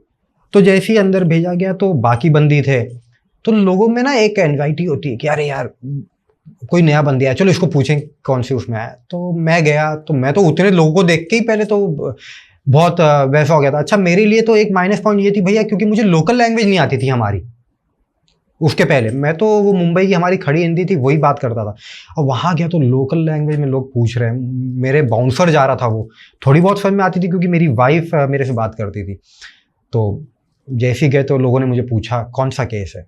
अच्छा ये एक चीज़ है, जब आप किसी को जेल में ये बता दो कि आप 304B में हो, तो वो ना तुरंत ही उसका पहला इंप्रेशन ये होगा, ये यार फर्जी फंस गया बेचारा। तो वो एक फर्जी लंबा फंस गया, तो लोग सिंपैथी देना शुरू करते हैं। ये तो लंबा फंसने वाली चीज तो भैया मेरे साथ मलेशिया में हो गई थी। एक सीनियर थे, वो खुद 9-10 साल से काट रहे थे 302 में। मुझसे उन्होंने पूछा कौन सा केस है, मैंने कहा 304B। कहते भैया कम से कम 9-10 साल, उसके पहले मत सोचना। भैया मेरी जगह कोई और होता तो दिल का दौरा लगता, वो तुरंत ही हो गए थे, उसकी कहानी खत्म। फिर मैं बैरिक में जब गया तो इन्होंने मुझे पूछा, फिर इन्होंने मुझे नाम पूछा मेरा। जैसे ही मैंने अपना पूरा नाम बताया, राहुल मिश्रा, तो मैं ये चीज़ कहूँगा कि हाँ, यूपी में ना जातिवाद आज भी चलता है। वो पंडित, वो ब्राह्मण नाम होने की वजह से, मेरी वो जात होने की वजह से, मुझे वो फर्श से तुरंत ही फट्टा दे दिया गया। एक जो बेड की तरह, जो बेड तो होता ही नहीं भैया, सीमेंटेड बेड जो बना, सीमेंटेड बेड भी आप नहीं कह सकते हो, मतलब हाँ सीमेंटेड बेड ही एक तरीके कह लिए। मैं वहीं बैठा हुआ था पहले इनिशियली, और मेरे बाद 3-4 लोग और थे जो उस वक्त उस बैरिक में आए थे। तो फिर ये कुछ लोग थे, क्योंकि जेल के अंदर भी गुटबाजी चलती है, जो ठीक ठाक लोग होते हैं, तो ये उसी में से एक थे, और वो खुद भी पंडित ही थे। जब उनको पता चला, उन लोगों ने पूछा और मैंने बताया कि हाँ भाई ब्राह्मण हूँ, तो उन्होंने तुरंत ही कहा कि अरे गुरु, क्योंकि हमारे यहाँ यूपी में पंडितों को गुरु महाराज ऐसे ही पुकारा जाता है, बुलाया जाता है, एक रेस्पेक्ट होती है वो। तो उन्होंने कहा कि गुरु आप यहाँ बैठो। तो उन्होंने एक फट्टा था, तो वहाँ मेरे को बैठाया, और फिर वो तुरंत गए, पीछे गए, बात करके उन्होंने कहा कि गुरु 10 मिनट दीजिए, आपका फट्टा तैयार होगा। भैया आप समझिए, 10 मिनट में, भले वो उस गेट के सामने ही, लेकिन मेरा फट्टा तैयार हो गया था। तो हम ये मान सकते हैं कि जैसे आपको कास्ट का बेनिफिट मिला, हाँ, तो जो SC ST कास्ट होंगी तो उनके साथ गलत भी होता होगा वहां पे। भैया मैं नहीं कहूंगा कि गलत होता है, क्योंकि उनको सपोर्ट अथॉरिटीज करते हैं। ओके, कैसे सपोर्ट करते हैं इसका थोड़ा सपोर्ट ये इस तरीके से किया जाता है कि अगर कोई SC ST है, ठीक है, उस जात से बिलोंग करता है, और उसने झूठे भी जाके, अगर चौकी जो बनी थी मैंने आपको जो बताया था, नहीं मैं बात कर रहा हूँ जेल के अंदर की। जेल के अंदर भी कह रहा हूँ, जैसे जेल में आपको फेवर मिल रहा है, हाँ, कि एक अलग से फेवर मिलता है, लोग रिकॉग्नाइज कर रहे हैं आपको, हाँ, तो अगर कोई SC ST का वहां आता होगा तो क्या उनके साथ भी उस तरीके का अपोजिट बिल्कुल व्यवहार होता होगा? थोड़ा बहुत तो भैया मैं कहूंगा हाँ होता है। हालांकि हम इसलिए मान सकते हैं क्योंकि वही जो इन रियलिटी जो हम सोसाइटी में देखते हैं, उसका ही एक दूसरा रूप है जेल भी। हाँ, तो जैसे सोसाइटी में लोग झेला जाता है वैसा ही नहीं, जैसे सोसाइटी में झेला जाता है, मैं ये तो नहीं कहूंगा कि उस लेवल का होता है अंदर। ओके, हाँ, क्योंकि वहां चाहे कुछ भी हो, आप बाहर वालों के लिए आप मुजरिम हो, सभी लोग। तो एक सिमिलैरिटी है, एक सिमिलैरिटी वो है। अच्छा, जेल में एक और चीज है कि अगर एक बंदी के साथ कुछ गलत हो रहा है, ठीक है, अगर वो अथॉरिटी कर रहा है, तो वो एक यूनिटी भी होती है, ठीक है। तो ये एक चीज भी मैं एक्सेप्ट करूंगा कि ये चीजें होती है अंदर। हाँ, बाकी ये है कि जो SC ST होते हैं, तो ये अगर आते हैं तो जेल में ऐसा है कि फर्स्ट कम फर्स्ट सर्व होता है। फट्टे के पॉइंट ऑफ व्यू से अगर देखा जाए, तो अगर फट्टा है, जगह है, आपके पास कुछ है बिछाने के लिए, तो आप कर लीजिए। मेरे पास तो कुछ भी नहीं था, पर मुझे इन लोगों ने कर दी मेरे लिए व्यवस्था। तो हम 4 जन सोते थे, वो जो उन्होंने फट्टा किया था, मैं उसमें मेंशन करूंगा, उसमें वो 4 जन में एक ST SC भी था। ओके, वो हरिजन भी था। मैंने मना नहीं किया कि ना, उसको किसी ने मना किया कि नहीं तू नहीं सोएगा, वो ब्राह्मण है, वो भी साथ में था। ओके, और मैंने ही कहा मुझे कोई ऑब्जेक्शन नहीं है, कोई दिक्कत नहीं है। तो इसके बाद आप मुझे बताइए, मतलब कि वो जेल को तुमने कैसे ढाला, ऐसे क्या क्या चैलेंजेस थे जो तुम, हालांकि हर इंसान की जेल की एक इमेज होती है कि ये होता होगा, वहां जाने के बाद तुम्हें देखने को मिला ये तो बिल्कुल डिफरेंट है। हाँ, फिर उसके बाद आप मुझे बताना है कि आपकी फैमिली भी वहां पर आई थी, तो वो इंसिडेंट्स कैसे थे? भैया बहुत से लोग अंदर थे, तो मेरे सारी चीज़ें चलती। फिर जब मैं बैरिक में आ गया, तो उसके 4-5 दिन के बाद, तब तक मेरा उठना बैठना उन लोगों के साथ ही हो गया था। उन्होंने मेरे लिए कर दिया था कि आप हमारे ही साथ खाना खाओ। वो 20-22 लोग खाते थे साथ में। उन्होंने कहा कि गुरु आप हमारे ही साथ खाया पिया करो, कोई दिक्कत नहीं है। तो जैसे उसमें ये होता था कि कंट्रीब्यूशन होती थी, क्योंकि जेल की रोटी हर कोई नहीं तोड़ सकता, और जेल की चावल तो वो तो उसमें दवाई डाल के दी जाती थी। फिर दाल मतलब एकदम फीकी भैया, पानी करप्शन है पूरा, तो हाँ, उसी हिसाब से। तो कैंटीन में सब्जियां बनती थी। वो अब अगर जैसे पनीर की सब्जी आप ले रहे हो, तो वो 20 रुपया कलछुल आपको मिलती थी। इतनी छोटी कलछुल होती थी। वो आपका रेगुलर वाला कलछुल नहीं होता जो आपकी घर में आपको मिलेगा, उससे भी छोटा होता था। तो 20 रुपया कलछुल वो सब्जी मिलती थी, और बाकी सब्जियां 10 रुपये कलछुल होती थी। तो हम खरीदते थे वो 20-22 लोगों के हिसाब से जो क्वांटिटी लगती थी। तो हम लोग उसमें एक बंदा था जो जिसकी रिस्पॉन्सिबिलिटी थी वो सब सब्जी खरीदता था। और जब जैसे जिसकी मुलाकात आती थी तो पैसे वैसे आते थे तो हम भाई दे देते थे कि भैया ये हमारा कॉन्ट्रीब्यूशन है। तो इस तरीके से चीज़ें थी। फिर उसके 2-4 दिन के बाद मुझे बुलावा आया जेलर ऑफिस से। तो मैं तो घबरा गया कि अचानक वहाँ से क्यों बुलावा आया। तो जो लोग थे जिनके पास मैं मतलब मेरा रहना बैरिक में होता था, उसमें तो कोई उस वक्त था नहीं, सिर्फ 2-1 लोग थे। तो उन्होंने पूछा कि कहाँ जा रहे हो? मैंने कहा जेलर के कार्यालय से बुलावा आया है। तो राइटरी अंडर होते राइटर्स होते जो होते बंदी ही हैं, पर वो जैसे जिसकी योग्यता, पढ़े लिखे हो, जानकारी है, तो आपको डेप्यूटी जेलर के कार्यालय में, अधीक्षक के कार्यालय में आपको लगा दिया जाता है अगर वहाँ पे जगह चाहिए तो। हाँ, ये तो बोला जाता है कि जेल को जो चलाते हैं ना वो कैदी ही चलाते हैं। हाँ, वो बंदी और कैदी चलाते हैं और कोई नहीं चलाता है। मैं इस पे भी आऊँगा अभी आगे। तो मुझे बुलाया गया तो सीईओ साहब आए हुए थे मेरी स्टेटमेंट लेने के लिए। तो स्टेटमेंट तो एक उनका बहाना था, ठीक है। वो आए थे, मेरे वही भैया का नाम काट दिया गया था, तो वो उसकी कोई एफिडेविट कुछ लेके आए थे। तो उसके लिए मतलब वो जानकारी लेने आए थे मुझसे कि मेरे मम्मी पापा कहाँ है, क्योंकि उनका भी नाम एफआईआर में था और वो इन लोगों को मिल नहीं रहे थे। तो उन्होंने मेरे से ना बहुत कहते हैं ना रूड तरीके से बात की उस वक्त। तो कुछ गलत शब्द भी उन्होंने प्रयोग किए। मैंने सीधा उनसे एक ही चीज़ कहा, मैंने कहा सर बात ऐसी है कि मुझे तो आपने पहले ही दिन लॉकअप में डाल दिया, मेरी घर वालों से कोई बातचीत किसी प्रकार की कुछ भी नहीं हुई है, और आप मुझसे जानकारी लेने की कोशिश कर रहे हो कि मेरे घर वाले कहाँ हैं, मैं कैसे बता पाऊंगा। तो मुझे कह रहे हैं कि क्यों मुलाकात नहीं आई थी क्या? मैंने कहा मेरी बुआ आती हैं, वो एजेड है, आप उनको देख लोगे तो आप कहोगे कि यार ये कैसे आ पा रही है, पर वो आई। 1 ही बार 2 बार मेरी मुलाकात आई है। पिताजी आए थे मेरे, तो पिताजी ने ये थोड़ी बताया कि क्या हो रहा है क्या नहीं हो रहा है। उस वक्त तो उन्होंने मुझे ये भी चीज़ नहीं बताई थी कि उनके नाम पे भी एफआईआर हुआ, वो तो मुझे बाद में पता चला। और 2.5 मिनट में आप क्या क्या मेरे से उम्मीद रख रहे हो? मैं क्या क्या पूछ लूंगा? मैं ये पूछूंगा पापा आप लोग कहाँ आ रहे जा रहे हो, क्या कर रहे हो? ये तो कोई बात ही नहीं होती है। तो यही सारी चीज़ें थी। फिर उसके बाद वो चले गए, मैं वापस अपने बैरिक आ गया। बैरिक आने भैया फिर डेली ऐसे ही चल रहा था, खाना खाने की तो इच्छा ही नहीं हो रही थी। मैं बस ये दिन गिन रहा था कि कब निकलूँ। तो मेरी बुआ आती थी। तो एक दिन मुझे ये खबर मिली कि मेरे मम्मी पापा का जो स्टे डाला गया था वो रिजेक्ट हो गया है और मेरे पापा सरेंडर करने के विचार कर रहे हैं। तो मैं तो भैया टूट गया था, उसको बहुत बुरी तरह टूट गया था, क्योंकि एक बेटे के लिए अगर उसके जीते जी उसके पिताजी या उसके माताजी या उसके परिवार का कोई भी सदस्य अगर जेल आ रहा है, तो मैं सोचता हूँ कि इससे दुर्भाग्य वाली कोई बात, कोई घटना नहीं हो सकती, वो भी उसके वजह से। तो मेरे लिए तो भैया मैं टूटा तो था ही, मैं तो टूट चुका था 3 फरवरी के सवेरे ही। पर जो थोड़ी हिम्मत मैंने बना रखी थी अपने परिवार के लिए, वो उस चीज़ को सुनने के बाद मैं टूट गया। वो मेरी बुआ ने मेरे को खबर दी थी। तो मैंने ना चिट्ठी लिखी और एक पापा के लिए एक स्पेशल नोट लिखा, जिसमें मैंने लिखी तो बहुत सारी चीज़ें थी, पर मैंने एक चीज़ बहुत हाईलाइट की थी कि पापा चाहे ज़िंदगी बीत जाए जेल में, आना नहीं यहाँ, चाहे जो हो जाए। और मैंने ये चीज़ मेंशन किया था कि आप बस दीप का, मेरे बेटे का मतलब वैसे नाम सार्थक है, हम दीप बुलाते हैं, तो मैंने ये चीज़ कही थी उसको ना वही संस्कार देना जो आपने मेरे को और भाई को दिए। मैंने कभी जेल नहीं आना पापा, नहीं तो मैं ख़त्म हूँ, मैं फिर सारी चीज़ें मेरी ख़त्म हो जाएगी। तो मैं इस उम्मीद में था कि नहीं आएंगे, क्योंकि मेरे पापा मेरी ज़्यादातर बात समझते हैं, सुनते हैं। जैसे मैं मेरी वाइफ के साथ दोस्त की तरह था ना, तो मेरे पिताजी हमारे साथ हमेशा दोस्त की ही तरह बने।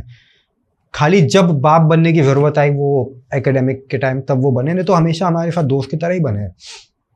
एक दिन शाम को मुझे खबर मिली, क्योंकि मैंने जैसे आपको शुरुआत में बताया था कि जो तारीखों पे जाते हैं वो शाम को आते हैं। तो मैं जो हमारे बैरिक के ही लोग थे, उनमें से कुछ लोगों ने मुझे बताया कि यार कुर्ता पैजामे में, क्योंकि मैंने लोगों को बताया था मेरे पापा की ना उनकी एक अलग पहचान है कि उनकी दाढ़ी का जो, उनकी बियर्ड का जो स्टाइल है वो थोड़ा अलग है, तो आप उनको ना 100 में भी पहचान लोगे। तो उन्होंने मेरे को बताया कि भैया जैसे आपने बताया था वैसे ही एक शख्स दिखाई दिए। मुझे लगा यार कोई और भी हो सकता है मुझे, जबकि अंदर ही अंदर ना ये था, ये भरोसा था कि मेरे पापा ही हैं, पर मैं फिर भी अपने आप को एक झूठी कहते हैं ना तसल्ली दे रहा था कि नहीं यार कोई और होगा, कोई और होगा। और फिर उस रात में तो 8, 8:30 कुछ बजे थे, वो खबर कंफर्म हो गई कि मेरे पापा ही आए हैं। भैया मैं वो रात कैसी बीती मैं जानता हूँ, मुझे ना फिर मेरे पापा की झलक चाहिए थी। अच्छा, 5 नंबर बैरिक जो हमारे हाथे में था, हाथा ऐसा होता है कि कुछ बैरिक को मिला के एक हाथा बनता है। तो मैं जिस हाथे में था उसमें 2, 3, 4, 5 थे। 2 नंबर थी बच्चा barrack, 4 number was a senior citizen, sorry 3 number was a senior citizen, फिर 4 और 5 फिर बाकी जनरल्स थी, और 1 नंबर बैरिक जो होती है वो महिला बैरिक होती है, जो कि हमारे बैरिकों से काफ़ी अलग होती है। तो हमारी हाथे में जो कॉन्फ्रेंस रूम होता है, क्योंकि जब मुलैजा होता है तो आपके फोटो निकाली जाती है, सारी चीज़ें होती है, तो वो कॉन्फ्रेंस रूम में होता है। वो कॉन्फ्रेंस रूम का जो विंडो था वो मेरे हाथे की तरफ फेस था। तो अगर कोई कॉन्फ्रेंस रूम में आ रहा है तो मैं अपने बैरिक से निकल के उससे बात कर सकता हूँ, प्रोवाइडेड मेरी बैरिक उस वक्त खुली हो। तो अगले दिन सवेरे 8-8 बजे के करीब पिताजी आए थे कॉन्फ्रेंस रूम में। तो वो आए, मैं तो रोने लग गया उनको देख के। तो ना वो जानबूझ के मेरे से इस तरीके से बात कर रहे थे कि हंसी मजाक करने की कोशिश कर रहे थे ताकि मैं रोऊं ना, मेरी हिम्मत ना टूटे। तो वो आए तो मैंने कहा पापा क्यों आ गए, मेरा पहला सवाल था। तो उन्होंने ये कहा कि पागल, अगर मैं नहीं आता तो तू छूट भी नहीं पाएगा, क्योंकि मैं मेन एक्यूज था, ये तो साइड में थे माँ बाप। बिल्कुल। तो लॉ तो यही कहती है कि पहली उनकी बेल होगी तभी मेरी लगाई जा सकती है और वो होने की पॉसिबिलिटीज होती है। तो फिर कुछ नहीं, तो जो मेरे साथ के जो लोग थे उन लोग तो काफ़ी साल से जेल काट रहे थे, सारी चीज़ें थी, तो वो थे उस वक्त मेरे साथ में। मेरे पापा से जब मैं मतलब बात कर रहा था तो मैंने पूछा पापा को, मैंने कहा मुलाकात तो क्योंकि मुझे पता था कि नहीं आई थी, तो मैंने पापा से कहा, मैंने कहा पापा पैसे से मैं आपको दे देता हूँ, आपको लगेगा क्योंकि यहाँ का खाना आप नहीं खा पाओगे। और पापा डायबिटिक तो थे ही और दवाई उनके पास थी नहीं, दवाई भी लाना अलाउड वैसे नहीं होता, तो बाद में आपके घर वाले लेके आ सकते हैं, तो उस तरह की चीज़ें होती है। तो खैर ये हुआ, मैंने फिर पापा से कहा तो पापा ने कहा कि नहीं मुझे सिर्फ चाय पीनी है। तो जो मेरे साथ के थे उन्होंने सीधे कहा कि गुरु आप जाइए, आप पैसे मत दीजिएगा, सब हम कर देंगे। उसके बाद पापा गए, तो मेरी और मेरे पापा की मुलाकात ऐसी होती थी ना कि जेल में हर मंगलवार को भैया सुंदरकांड होता है, और वो सुंदरकांड मुलाकात कक्ष में होता है, जो कि मेरे हाथे से मैं जैसे ही निकलूंगा सामने ही है। तो मेरे पापा की जो मैंने बैरिक कटवाई थी वो मैंने कटवाई थी 10 नंबर में, क्योंकि 10 नंबर में हमारे एक परिचित के थे, क्योंकि मेरे बैरिक में मेरे पापा का कट नहीं सकता था बैरिक। रीज़न जेल मैनुअल में ये है कि 2 एक्यूज्ड एक साथ एक, मतलब अगर फाइली है उसको फाइली कहता है कि अगर एक फाइल पे 2 हैं तो उनका सेम बैरिक नहीं होगा। तो सीनियर सिटीजन में मुझे करना नहीं था, क्योंकि वहाँ जो भी मतलब बैरिक का हाल था वो ठीक नहीं था। तो मैंने फिर 10 नंबर में मेरे पिताजी का कराया। तो मंगलवार को वो मुलाकात हमारी 10-15 मिनट के लिए वहाँ हो जाती थी। तो पापा की बेल लगी थी। अच्छा, मेरे पापा जब सरेंडर हुए तो मेरे पापा सरेंडर होने पहले ना सारी चीज़ें करके आए थे बाहर, वकील से बात करके सारी चीज़ें सब कुछ प्रॉपर करके आए थे। तो बेल लगी थी, प्रभु की दुआ से 8-10 दिन के अंदर ही मेरे पिताजी की बेल हो गई। हाँ, लोअर कोर्ट से उनकी, सेशन कोर्ट से उनकी बेल हो गई थी। मैं थोड़ा रिलीफ महसूस मैंने उस दिन किया जब ये खबर आई। फिर पापा की जब रिहाई आई तो मेरे पापा तो ऐसे निकले थे, क्योंकि बुलाया जाता है अगर आपके कोई फाइल ही छूट रहे हैं तो आपको कहा जाता है कि अगर आप मिलना चाहो तो आप मिल सकते हो। तो मुझे तब तक लोग जेल अथॉरिटीज़ के जो सिपाही विपाही थे वो मुझे जानते थे। तो मैं निकला तो मैंने पापा से बस इतना कहा, मैंने कहा पापा आप तो आ गए थे, आपने मेरी बात नहीं सुनी, मम्मी को बिल्कुल नहीं भेजना, क्योंकि मेरी मम्मी आर्थराइटिस की पेशेंट है, बहुत थोड़ी हैवी हैं जैसे पापा है। तो उन्होंने कहा कि हाँ चलो मैं आऊँगा मिलने तुमसे, 1-2 दिन के अंदर ही आऊँगा। तो उसके 2-3 दिन के बाद फिर मेरी मम्मी तो नहीं आई थी, मेरे पापा आए थे मेरे से मिलने, क्योंकि मम्मी का भी नाम एफआईआर में था। तो पापा आए तो कुछ नहीं, फिर वैसी बात हुआ। तो मैंने पूछा मम्मी का कैसे फिर किया जाए, कहते देख रहा हूँ मैं बताऊँगा। और फिर वही दिन हुआ भैया जो जिस चीज़ से थोड़ा उभरा था। 21 अक्टूबर 2019 मुझे फिर एक खबर मिली बंदियों के थ्रू कि मेरी मम्मी और मेरा बेटा सरेंडर हुए। ऑलमोस्ट इंसिडेंट के कितने दिन बाद? इंसिडेंट के तकरीबन भैया 8 महीने बाद। 8 महीने तुमने जेल में गुजारे, उसके बाद तुम्हें खबर आती है कि हाँ मम्मी आई हैं, क्योंकि पापा मेरे अगस्त में आए थे। फिर उसके बाद उन्होंने मम्मी का सारी चीज़ें करी, तो मम्मी मेरी 21 अक्टूबर को सरेंडर हुई थी। मम्मी हुई तो हुई भैया, उनके साथ मेरा बेटा भी आया, 3 साल का था वो। तो मुझे लोगों ने जिस तरीके से बताया, उन्होंने कहा कि एक बच्चा था साथ में, वो बहुत रो रहा था। तो मैं समझ गया वो मेरा ही बेटा है। तो फिर इसके बाद माता जी मेरी आई तो महिला बैरिक में उनको किया गया। तो महिलाओं का ऐसा है, अगर आपके फाइली में कोई लेडी है, कोई महिला है, तो शनिवार को महिला मुलाकात होती है, क्योंकि शनिवार के दिन बाकी जो जनरल मुलाकात होती है वो बंद होती है जेल में। अब मैं थोड़ा सा ये भी बताना चाहूंगा कि बच्चे को क्यों लाया गया। इसके पीछे 2 रीजन हो सकते हैं। द फर्स्ट वन इज, अगर बच्चा साथ में आता है, अगर आप ये कोर्ट को सेटिस्फाई करते हो कि बच्चा इनके साथ ही रह सकता है, तो बेल के चांसेस ज्यादा हो जाते हैं, इजिली आपको बेल मिल सकती है। द सेकेंड वन इज बच्चे की कस्टडी का। इनको एक ये भी डर हो सकता है कि कल को अगर बच्चा बाहर छोड़ा, कोई महिला नहीं होगी उसे देखरेख के लिए, तो जो इनके सास ससुर हैं वो उसकी कस्टडी के लिए रिक्वेस्ट कर सकते हैं, तो बच्चा उनकी कस्टडी में ना चले जाए, प्लस बेल जल्दी मिल जाए। इसलिए ये लीगल टैक्टिक्स होती हैं जो यूज की जाती हैं। बच्चे इसलिए ही जेल भेजा जाता है साथ में जी। तो आप बताइए, फिर जब आपका मदर से मिलना हुआ तो फिर महिला मुलाकात थी सर सैटरडे के दिन। तो मेरी माता जी से मेरी मुलाकात हुई, तो मैंने पूछा मम्मी क्यों आ गए अंदर। तो मेरी माँ ने भी फिर वही जवाब दिया, कहते हैं कि हमारी बेल नहीं होगी तो फिर तुम कैसे निकलोगे। एक दिक्कत ये भी होती है, मतलब आप पुलिस से कब तक भाग सकते हो, कब तक भागोगे आप इधर भाग रहे हो उधर भाग रहे हो। सरेंडर के बिना अगर आपको देखो बेल मिलनी है नहीं इसमें, तो यही होता है कि आप जितनी जल्दी सरेंडर कर लो तो उतनी इजी लाइफ हो जाएगी। क्योंकि सच्चाई ये है कि जब आप भागते हो पुलिस से, वो भी एक जेल लाइफ की तरह होता है। आपको 2 दिन कोई सहारा देगा, 4 दिन देगा, आप कैसे, तो उन्होंने वो भी इंसिडेंट्स अपने आपको बताए होंगे। हाँ, तो वही मेरी फिर मम्मी से बात हुई तो मेरे माता जी ने मेरे को सब बताया, तो रोने लग गई वो कहते कहते, क्योंकि वो मैं तो जेल में भैया उसी वक्त से था, लेकिन मेरी माँ वो ट्रॉमा से निकल ही नहीं पाई थी कि मेरी वाइफ एक्सपायर हो गई है। अच्छा, वो तो उस वक्त थी भी मेरे साथ जब वो सारे इंसिडेंट्स हुए थे, तो उन्होंने तो खुद देखी भी है चीज़ों को। तो मम्मी ने मुझे ऐसे ऐसी बात बताई कि मतलब क्योंकि मेरे बेटे को ले जाने के लिए मेरे इन लॉ बहुत ज़ोर जबरदस्ती कर रहे थे। वो जितने हथकंडे हो सकते थे वो सारे कोशिश कर रहे थे। वो यहाँ तक कि वो उनका जिला अलग लगता है तो वो अपने जिला के पुलिस वालों को लेके आए कि उन्होंने हमारे घर पे दबिश डलवाई थी, तोड़फोड़ की थी, सारी चीज़ें छितरा दी थी, बहुत सारी चीज़ें मिसिंग भी है हमारे घर से। तो मेरी मम्मी ने बताया कि टनल होता है ना भैया, टनल, रात में एक दिन जैसे मतलब मम्मी पापा का ऐसा हो गया था कि पुलिस की फायरिंग की आवाज़ सुनाई देती है तो इन लोग कहीं ना कहीं निकल जाए। तो इन लोग कुछ घंटे रात में इन लोग उस टनल में मेरे बेटे के साथ थे, मेरे माँ पिताजी। यही एक स्ट्रगल होता है, मतलब जो इंसान ना सह नहीं पाता कि गलती हुई, मतलब जो भी हुआ इंसिडेंट, उसमें मैं तो सफर कर रहा हूँ, मेरे अलावा जिनका कोई रोल नहीं है, पेरेंट्स का, वो भी किस एज में जहां उन्हें वो सब सुख मिलने चाहिए कि वो रेस्ट करें, वो उनकी रिटायरमेंट लाइफ है और वहां वो चीजें झेल रहे हैं कि रात में टनल में रुके हुए हैं, छुप के बैठे हुए हैं कि कोई देख ना ले। फिर इसके बाद भैया माता जी ने ये सारी चीज़ें उस तरीके से हुई। फिर वो दिन आया जिसकी हम इंतज़ार कर रहे थे। मेरे पिताजी 18 दिसंबर था शायद, मुझे इतना क्लियरली याद नहीं है, 17 या 18 दिसंबर था। मेरे पिताजी मुलाकात करने आए थे मम्मी और मेरे से।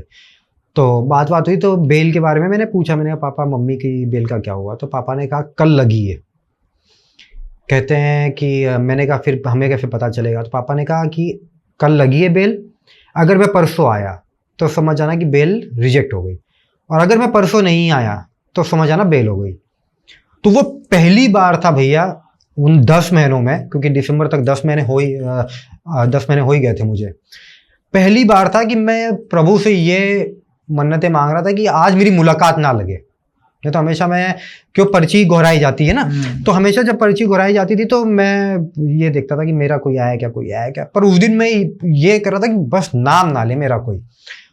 1 पर्ची गई, नाम नहीं आया, 2 पर्ची गई, नाम नहीं आया, 3 पर्ची गई, नाम नहीं आया, फिर आई 4थी पर्ची, क्योंकि उस दिन मुलाकात ज़्यादा थी, उसमें 4 ही 6 लोग का नाम था, उसमें भी नहीं आया। तो मेरे को 50% तो मैं तब कन्विंस हो गया कि मेरी मम्मी की बेल हो चुकी है। और फिर उसी के अगले दिन या 2 दिन बाद मेरी मम्मी की रिहाई आ गई। तो ऑलमोस्ट 2 महीने, एक्यूरेट 2 महीना। तो आप 21 अक्टूबर को मेरी मम्मी जेल में आई है, 21 दिसंबर 2019 को मेरी मम्मी की रिहाई आई थी। तो अब बचे आप, खाली मैं बचा। तो मम्मी की रिहाई आई तो गौरीशंकर दादा थे जो बहुत अच्छे थे, 2 स्टार थे जेल में। तो इन्होंने, क्योंकि मैंने जैसे आपको कहा कि फाइल ही छूटता है तो खबर दी जाती है, तो खबर आई थी। तो उन्होंने मुझे कहा, क्योंकि गेट एक है, एक क्या है, दीवार आप समझ लो उसको जेल की, कि अगर आप बंदी हो और अगर आपको जेलर साहब से कोई बुलावा नहीं आया है या आप तारीखों पे नहीं आपको जाना है तो आप वो गेट दाग नहीं सकते हो। तो मैं गेट के इस तरफ था, मेरी माँ और मेरा बेटा उस तरफ थे, क्योंकि उनकी रिहाई होनी थी। तो इन्होंने कहा, जो गौरी शंकर दादा थे, इन्होंने कहा कि अरे माँ है, जाओ मिल लो, हम कह रहे हैं। मैं गया, फिर मैंने अपनी माँ से वहाँ बात की, क्योंकि रिहाई के टाइम भी काफ़ी फॉर्मेलिटीज़ होती हैं, तो वो सारी चीज़ें हो रही थी। तो मैंने कहा कि पापा आए होंगे लेने। तो जो एक राइटर था, उन्होंने आके खबर दे दी मुझे कि आपके पिताजी आए हैं आपकी मम्मी को ले जाने के लिए। तो मैं थोड़ा भैया थोड़ी मैं ना उस वक्त एक हल्की सी एक राहत सी महसूस हुई कि हाँ चलो, अब ये है कि इनको ना भटकना नहीं पड़ेगा। अब मेरे पिताजी, मेरी माताजी, मेरा बेटा हमारे घर पे रहेंगे। रही बात मेरी, तो जब तक झेलना है तब तक मैंने तो पहले दिन ये बना लिया था कि जैसे लोगों ने मुझे अंदर बताया था, मैंने तो उस हिसाब से ये चीज़ सोच ली थी कि अब पता नहीं कितने कटने हैं यहाँ पे। जो आपने पढ़ाई की, जो आपने प्रोफेशनली जो भी आपने चीज़ें हासिल की, आप कितने स्मार्ट हो, वो सब खत्म अगर आपकी जेल में आपका आगमन हो चुका है तो मैंने तो ये चीज़ों में अपने आप को ठान लिया था कि मेरी सारी वो चीज़ें खत्म हो चुकी है, अब तो मैं जेल का हूँ। तो ये सारी चीज़ें हुई। फिर जनवरी में मुझे खबर आई कि मेरी बेल लगी है सेशन में, क्योंकि पहले सेशन में ही होती है, सेशन में लगी। और फिर फरवरी में ये भी खबर आ गई कि सेशन से रिजेक्ट हो गई है, हाई कोर्ट जाएगी। और हाई कोर्ट भैया एक टफ मामला हो जाता है, और स्पेशली 304B के एक्यूज के लिए। पर मेरी किस्मत ना भैया, वहाँ भी मेरा कहते हैं ना कि मुझे छोड़ नहीं रही थी। उसी पीरियड में कुछ दिन के बाद कोविड लग गया, सब बंद। तो जो एक उम्मीद थी मेरी कि शायद मैं छूट जाऊं, वो उम्मीद पे भी पानी फिर गया। और कोविड वाला समय, बाहर जो लोग थे, हमने तो दुनिया देखी नहीं बाहर की उस समय। बाहर के लोगों ने तो जो भी सफ़र किया, जो उन पे बीती, हम लोगों ने तो इस तरीके से हम पे बीती है कि आप समझ लीजिए पैसे नहीं थे क्योंकि मुलाकातें बंद हो गई।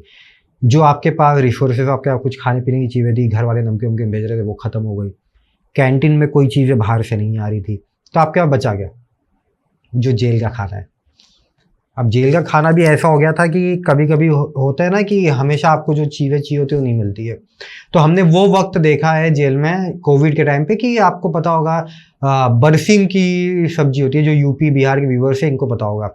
बरसिंग एक्चुअली आप जो गाय होते हैं, भैंस होते हैं, इनको देते हो, तो उसकी सब्जी हमको खिलाई जा रही थी उन कोविड के पीरियड में। और ये सारी चीज़ें जो भी मेरे पे बीती, मैंने ये इन्होंने ना मेरे को कमज़ोर नहीं की भैया जेल में, मैंने ना अपने आप को इससे मजबूत बनाया। मैंने बुक लिखनी शुरू की कोविड टाइम पे मैंने ये चीज़ सोच लिया कि मैंने ना ये अपना प्रॉपर अपना ना माइंड सेटअप करके रखा था कि जो मेरे पे बीता है ना, ये मैं कोशिश पूरी करूंगा चाहे जिस लेवल तक जाना जाए, ये किसी और पे ना बीते आने वाले दिनों में। मैंने बुक लिखना शुरू किया डे 1 से, जो भी चीज़ें हुई थी। तो उसके से अथॉरिटीज़ तक वो चीज़ें, जेल प्रशासन तक वो सारी चीज़ें गई। क्योंकि मैं टेक्वांडो ब्लैक वन हूँ, मैंने लोगों को, अंदर बंदियों को सेल्फ डिफेंस के क्लासेस देने शुरू किए। अब कुछ लोग कहेंगे, कुछ व्यूअर्स कहेंगे कि जेल में जो है उनको ही कौन सा सेल्फ डिफेंस की ज़रूरत है ज़रूरत, क्योंकि हर आदमी मुजरिम नहीं है। वहाँ पे मेरे जैसे बहुत से लोग हैं, ठीक है, बेगुनाह हैं, लेकिन फिर भी फंस गए हैं, वो तो ज़रूरत है। तो मैं वो चीज़ें लोगों को करता है, फिजिकल एक्टिविटी हो गई थी। सच्चाई है कि स्मार्ट वही है जो करता भी है काम और बचता भी है। वही है जो पावरफुल लोग हैं, वो तो बच जाते हैं। इसमें फंसता कौन है? जिन्होंने कुछ नहीं किया है, उनको फंसा दिया जाता है, उनको फंसाया जाता है। बोला जाता है कि 60-70% तो वो लोग हैं भैया जिन्होंने कोई गुनाह भी नहीं किया होता, उनको फंसा दिया जाता है। जेल के एक सिपाही थे, मैं नाम नहीं लूंगा उनका, ऐसी एक बार कन्वर्सेशन हो रही थी जेल में, तो उन्होंने अपने मुंह से कहा, कहते इस जेल की अगर बात करो तो 80% लोग बेगुनाह है। अब आप सोच लीजिए, मैं जब जेल गया था तकरीबन 1400 बंदी थे और जेल की क्षमता 650। हाँ, डबल से भी ज्यादा, इसलिए वहां पे इतनी दिक्कत होती है। इस बीच में कोई कोविड के टाइम में एक आपने इंसिडेंट बताया था कि इसमें मतलब प्रेज किया गया था न्यूज़पेपर। हाँ, मैंने वो चीज़ें की थी क्योंकि कोविड का टाइम था, और जैसे मैंने आपको शुरुआत में बताया, मैं ह्यूमन राइट्स ऑर्गेनाइजेशन के वॉलंटियर भी कर रहा था। तो मेरी हमेशा से ये आदत रही है कि जितना हो सके लोग ले करो। तो उस समय अमिता दुबे हमारी सुपरिटेंडेंट थी सुल्तानपुर जेल की। तो एक सिपाही थे, मैंने उनके थ्रू ना एक लेटर भिजवाया था कि मैं अपना कोई योगदान देना चाहता हूँ। तो पैसे वैसे तो दे नहीं सकता था क्योंकि अंदर तो हम खुद ही ना के बराबर थे। तो शरीर में एक ही चीज़ है आपके जो आप दे सकते हो, वो है रक्त, ब्लड। तो मैंने अपने तरफ से किया था कि अगर इसकी कहीं ज़रूरत पड़े तो मैं देने तैयार हूँ, क्योंकि मैं ब्लड डोनर था पहले। मैं हर साल 1.5 साल में अपना ब्लड डोनेट करता था, मैं एक फ्रिक्वेंट डोनर था। तो मैंने कहा कि मैं ये चीज़ कर सकता हूँ, मुझे ये करनी है। तो उसके लिए मुझे प्रेस किया गया था, बुलावा आया था अमिता दुबे जी से। तो मैं गया हुआ था, तो उन्होंने काफ़ी प्रेस किया था। और उसी वक्त अमर उजाला जो कि लोकल न्यूज़पेपर है उत्तर प्रदेश का, उसमें मेरा एक आर्टिकल आया था जो जेल प्रशासन के थ्रू किया गया था। तो उसकी वजह से थोड़ा और इज्जत मिलने लग गई मुझे जेल में उन सारी चीज़ों की वजह से। प्लस मैं किताब लिख ही रहा था अपनी, लोगों को थोड़ी कोई फिजिकल एक्टिविटीज़ में भी इन्वॉल्व करके रखा था। इसके साथ साथ कुछ अंदर लोग थे, क्रिमिनल्स भी थे उसमें बहुत, जिनको ना एक पढ़ने की इच्छा थी। क्योंकि जेल एक ऐसी जगह है ना भैया, जो आप दुनिया में बाहर रह के नहीं कर सकते वो आप जेल में कर सकते हो। मुझे किताब लिखने का शौक बहुत पहले से था, पर मैं पोइट्रीज लिखता था, मैंने उसको अंदर फुलफिल की। फिर लोगों को ना पढ़ना था, मैंने अंदर कुछ लोगों को इंग्लिश पढ़ाना शुरू किया। मैंने घर से अपनी मुलाकात में डिक्शनरी मंगवाई, मैंने लोगों को अंदर पढ़ाना शुरू किया। तो एक अच्छी लोगों के बीच में इमेज बन गई थी, जिसके से जेलर लोग जो थे वो भी मुझे काफ़ी मानने लगे। अच्छा, जेल में आपको पेन भी नहीं दी जाएगी, एक कागज़ का टुकड़ा भी नहीं दिया जाएगा किसी बंदी को। क्यों? कि कहीं आप कोई धमकी वाला लेटर लिख के कहीं भिजवा दो ना। तो जब लोगों को पता चल गया, कन्विंस हो गए कि अरे यार ये तो सभ्य है, डिसिप्लिन्ड है, तो मैंने एक चीज़ लिखी कि मुझे बुक्स की ज़रूरत थी। तो हमारे जो जेलर साहब थे, बड़े गाई आदमी थे, तो उन्होंने ये चीज़ कही कि उन्होंने और डिप्टी जेलर ने कि पंडित को जितनी बुक और पेन की ज़रूरत होगी, जो स्टेशनरी की ज़रूरत होगी, इनको दे दीजिए, प्रोवाइड करें। हाँ, तो मुझे वो सारी चीज़ें प्रोवाइड की गई और मेरा यही दिनचर्या फिर बन गया था। तो कोविड थोड़ा, मतलब ये नहीं कहूँगा कि मुलाकात चालू हो गई थी, मुलाकात बंदी थी, कर्फ्यू लगे हुए थे। तो वही टाइम में ना जेल में दरअसल सारी चीज़ें गिनती की होती है। आप सवेरे निकलोगे, जैसे सवेरे 6 बजे बैरिक खुलती है, आपको बाहर निकाला जाएगा, गिनती होगी ग्राउंड में। तो हर हाथे का अलग अलग होता है, तो आपकी गिनती होगी। गिनती होने के बाद फिर आप जो भी आपको वॉशरूम जाना है, ब्रश व्रश करना है, जो करना है आप कीजिए। फिर उसके बाद चाय वाई आती है, ठीक है। तो फिर बाद में खाना बढ़ता है तकरीबन 10:30 बजे। फिर 11:30 बजे के अप्रॉक्स बैरिक फिर बंद कर दी जाती है, सब लोग अंदर और बैरिक बंद।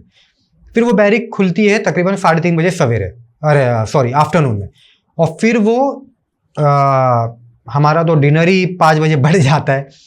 तो 5 बजे डिनर बढ़ता है, तो उसके बाद तकरीबन 6, सवा 6, 6:30 बजे ऐसे ठंडियों के सीजन टाइम में, विंटर्स में 5:30 और बाकी टाइम पे अप्रॉक्स 7 o'clock के करीब बैरिक बंद होती है। फिर वो बैरिक डायरेक्ट सवेरे खुलेगी। वही प्रोसीजर है कि सवेरा आएगा तो आपको खोला जाएगा, जैसे अंधेरा हो जाएगा वापस आपको अंदर ढकेल दिया, और अंदर आप जाओगे तो आपको वही 4 दीवारी, वही अड़गड़ा, वही फट्टा, यही देखना है आपको। तो इस कोरोना काल की वजह से बेल आपकी काफी डिले हुई? बेल भैया काफी डिले हुई। और एक चीज ये हुआ कि जैसे मैंने बताया कि गिनती होती है, तो एक बार ऐसी गिनती हो रही थी, तो हमारे डिप्टी जेलर आए मेरे पास, जेलर साहब, उन्होंने कहा यार पंडित कब तक ऐसी जेल काटोगे, परेशान हो जाओगे, बेल हो नहीं रही। कहते कुछ करना चाहो तो। मैंने कहा क्या सर? कहा राइटरी करो, क्योंकि वो जानते थे पढ़ा लिखा है सब कुछ। तो उन्होंने कहा तुम डिप्टी जेलर के कार्यालय में राइटरी करो, तुम्हारा समय भी कटेगा, प्लस तुमको कुछ इनकम भी मिलेगी। क्योंकि जेल में आप जब काम करते हो तो आपको कुछ एक बहुत छोटा अमाउंट ही होता है, वो सही नॉमिनल अमाउंट, हाँ नॉमिनल अमाउंट होता है, लेकिन वो आपको दिया जाता है। अगर आप लंबे समय जेल में हो तो आप जेल में भी उसको विड्रॉ करवा सकते हो, और जैसे अगर आप छूटते हो तो वो आपके अकाउंट में ट्रांसफर होता है। मेरा भी ऐसी हुआ था, मैं छूटने का मेरे अकाउंट में ट्रांसफर। कितना अमाउंट था वो जो ट्रांसफर? भैया वो 6 महीना मैंने तकरीबन किया था, मैंने राइटरी की थी 2021 मार्च या अप्रैल से, मैंने अप्रैल से दिसंबर तक की थी, या मई से दिसंबर तक की थी। तो 6 महीने का मेरा टोटल था। 4,800 समथिंग रुपए आए थे। पर वो 4,800 वो ऐसे थे कि वो कमाई वो जेल की थी। जेल के लिए जैसा लोग बोलते हैं कि यहाँ कैदी जाते हैं, इनके साथ मार पिटाई हो और इनको पनिशमेंट मिले। मोर ओवर जेल एक सुधार गृह है। अगर वहां पे जो लोग गए हैं, अगर हम उनको इम्प्रूव कर पा रहे हैं, क्योंकि अल्टीमेटली फाइनली उन्हें आना समाज के बीच में ही है। तो ये मैंने काफी अच्छा देखा तुम्हारे केस में कि वहां पे कोशिश ये की जा रही थी कि इंसान वहां खराब ना हो जाए और गलत रास्ते पे ना जाके उसको उसी धारा में जिसमें वो जाना चाहता है, पढ़ा लिखा है तो उसको राइटरी करा रहे हैं। तो ये काफी अच्छा, मैं अप्रिशिएट करूंगा कि वहाँ पे तुम्हारे साथ ये हुआ। शुक्रिया सर। अच्छा, मैं इसमें एक इंसिडेंट पे और गौर डलवाना चाहूँगा। ये एक्चुअली इंसिडेंट इसलिए ताकि इसको कोई और फॉलो ना करे। मतलब अगर पहले तो मालिक ना चाहे कि कोई वो दिन देखे जो मैंने देखी है, पर अगर गलती से वैसा आ जाए तो ये चीज़ें कोई दोहराए ना। ये मेरी कोविड के ही टाइम पे हुई थी और 2020 में हुई थी, पहली लहर जब थी, तब मैं राइटरी भी नहीं करता था। तो बैरिक में हो गया था क्योंकि फ्रस्ट्रेटेड हर कोई थे, कुछ खाने पीने के लिए नहीं मिल रहा था, जेल की चीज़ें हो रही थी, बाहर वालों से कोई बात नहीं हो पाई थी, पता नहीं चल रहा था केस में क्या चल रहा है, कोर्ट कब खुलेगी, तो हर कोई फ्रस्ट्रेट था। उस वक्त ये हुआ था कि रामायण, गवर्नमेंट ऑफ इंडिया से ये हुआ था कि रामायण दिखाया जाएगा हर टेलीविज़न पे। तो हमारे यहाँ भी जैसे मैंने बताया था बैरिक में टीवी थी, तो बाद में तो एक पीरियड ऑफ टाइम के बाद वो छोटी वाली हटा के एलईडी लगा दी गई थी और बंदियों के कंट्रीब्यूशन से थोड़ा करके टाटा स्काई लग गया था, क्योंकि आईपीएल यही कुछ थे चीज़ें जिससे थोड़ा एंटरटेन रहते थे बंदे। आईपीएल वगैरह सब आईपीएल चलती थी भैया, तो आईपीएल हम देखते थे अंदर, और वही मनोरंजन का एक जरिया था। तो वो टाइम पे ऐसा हुआ था 2020 का, मेरे को वो टाइम भी अच्छा याद है, मई का महीना था। और ये एक बंदी था, इसने मतलब था तो मेरे ही साथ खाना पीना खाता था ये, तो क्योंकि बाकी जिनके साथ मैं शुरुआत में खाता था वो सब छूट गए थे, किसी का ट्रांसफ़र हो गया था, तो मैं अकेला हो गया था। तो मैंने फिर कुछ 2-4 लोगों थे, मैंने इकट्ठा करके ये किया था कि यार आप, क्योंकि मैं पुराना हो गया था बैरिक में, तो लोगों का ऐसा हो गया था कि कोई आता था तो मेरे से सलाह मशूरा करता था। मुझे तो एक ऐसी फीलिंग आने लग गई थी कि यार मैं कितना पुराना हो गया हूँ अब। तो ऐसी कुछ चीज़ हो गई थी, तो लोगों को दिक्कत भी होती थी तो मेरे पास आ जाते थे। तो मेरा फट्टा थोड़ा बड़ा था, तो मैंने लोगों को, 4-5 लोगों को अपने फट्टे पे, तो मुझे पता है कि मैं भी जब आया था बैरिक में तो मुझे किसी ने सहारा दिया था, फट्टा दिया था, तो मैंने वो लेगेसी को कंटिन्यू रखा कि ठीक है यार, आप आए हो, जगह नहीं है सोने वोने के लिए, ठीक है एक काम करो, मेरे फट्टे पे एडजस्ट हो जाओ, कोई दिक्कत नहीं है। खाने पीने की दिक्कत है, मैंने तो भैया बल्टी घर बसा लिया था अंदर, मैंने क्यों, रहना ही था, क्या करूँगा। बल्टी 2-3 की थी, खाने के बर्तन मतलब अंदर ही कैंटीन में आपको मिलते हैं, वो प्लास्टिक के कप्स वैसे होते, तो मैंने की हुई थी, प्लेट मंगवाई थी। तो मैंने किया था यार, खाना वाना दे दिया करो, इकट्ठे खा लेंगे, घर से अचार वचार पहले आ ही जाती थी। जेल में मैंने ट्रेंड भी बहुत सीखा, मैंने मरचा का अचार बगैर किसी रिसोर्सेज के बनाना सीखा, जबकि मैं किचन फैमिलियर नहीं हूँ, मेरे को किचन की कोई चीज़ें नहीं आती, पर मैंने जेल में मरचा का अचार बनाना भी सीख लिया था, थोड़े स्वाद के लिए। अचार वचार तो कुछ होते नहीं थे, तो उससे थोड़ा स्वाद मिल जाएगा, दाल में हम डाल के खाते थे।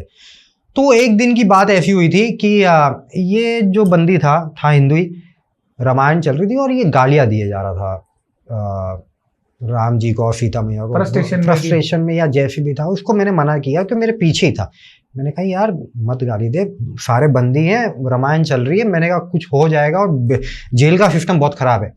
पक्की बैरिक थी, और पक्की बैरिक के बाद भैया अगर बैरिक खुलती ना, बहुत गंदी पिटाई होती है, मतलब आप सबकी, खाली जो एकदम बहुत ज़्यादा बुजुर्ग है उनको छोड़ा जाएगा, नहीं तो वो बाहर निकाल के तो बाद में वो अंदर ही लाठी बरसाना शुरू करते हो, वो देखेंगे नहीं सर पे लग रही है, हाथ पे लग रही, पैर पे लग रही, बहुत गंदी होती, बहुत गंदी। तो समझाया, ये नहीं माना, बल्कि वो थोड़ा और ज़्यादा एग्रेसिव हो गया, उसने हम लोग को ही गालियाँ देनी शुरू कर दी। तो उसमें कुछ थे हिंदू, मतलब जो कंटिन्यू उनकी, मतलब उनके लिए रोज़ का था जेल आना, तो उनके साथ थोड़ी हो गई।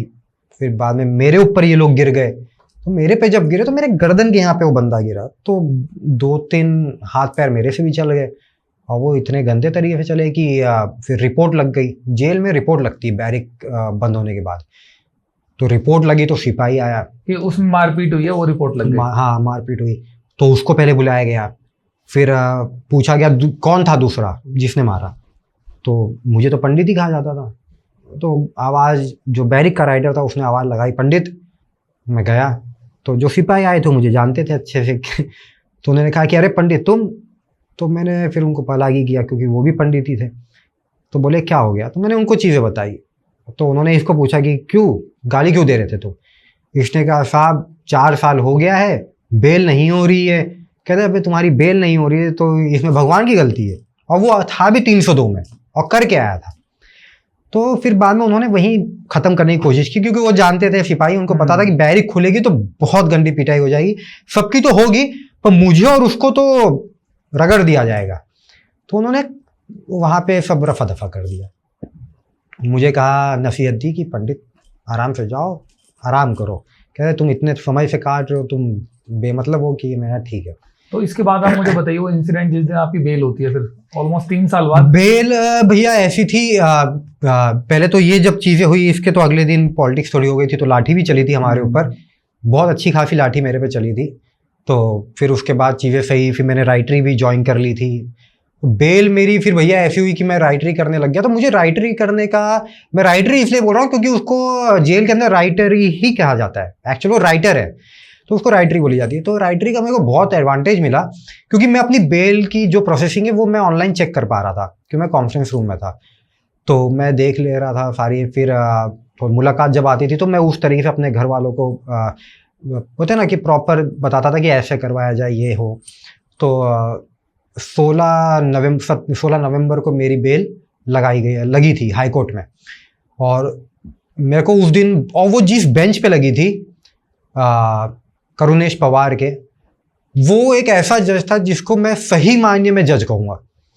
क्योंकि लॉ क्या कहता है, लॉ ये कहता है ना भैया कि हर मुजरिम को एक बार सुधरने का मौका दिया जाए। सुधरने का मौका आप तभी दोगे जब उसकी बेल होगी। तो वो एक्चुअल में जज था जो एक्चुअल में अपनी ड्यूटी निभा रहा था, और उसने बहुतों को मौका दिया है।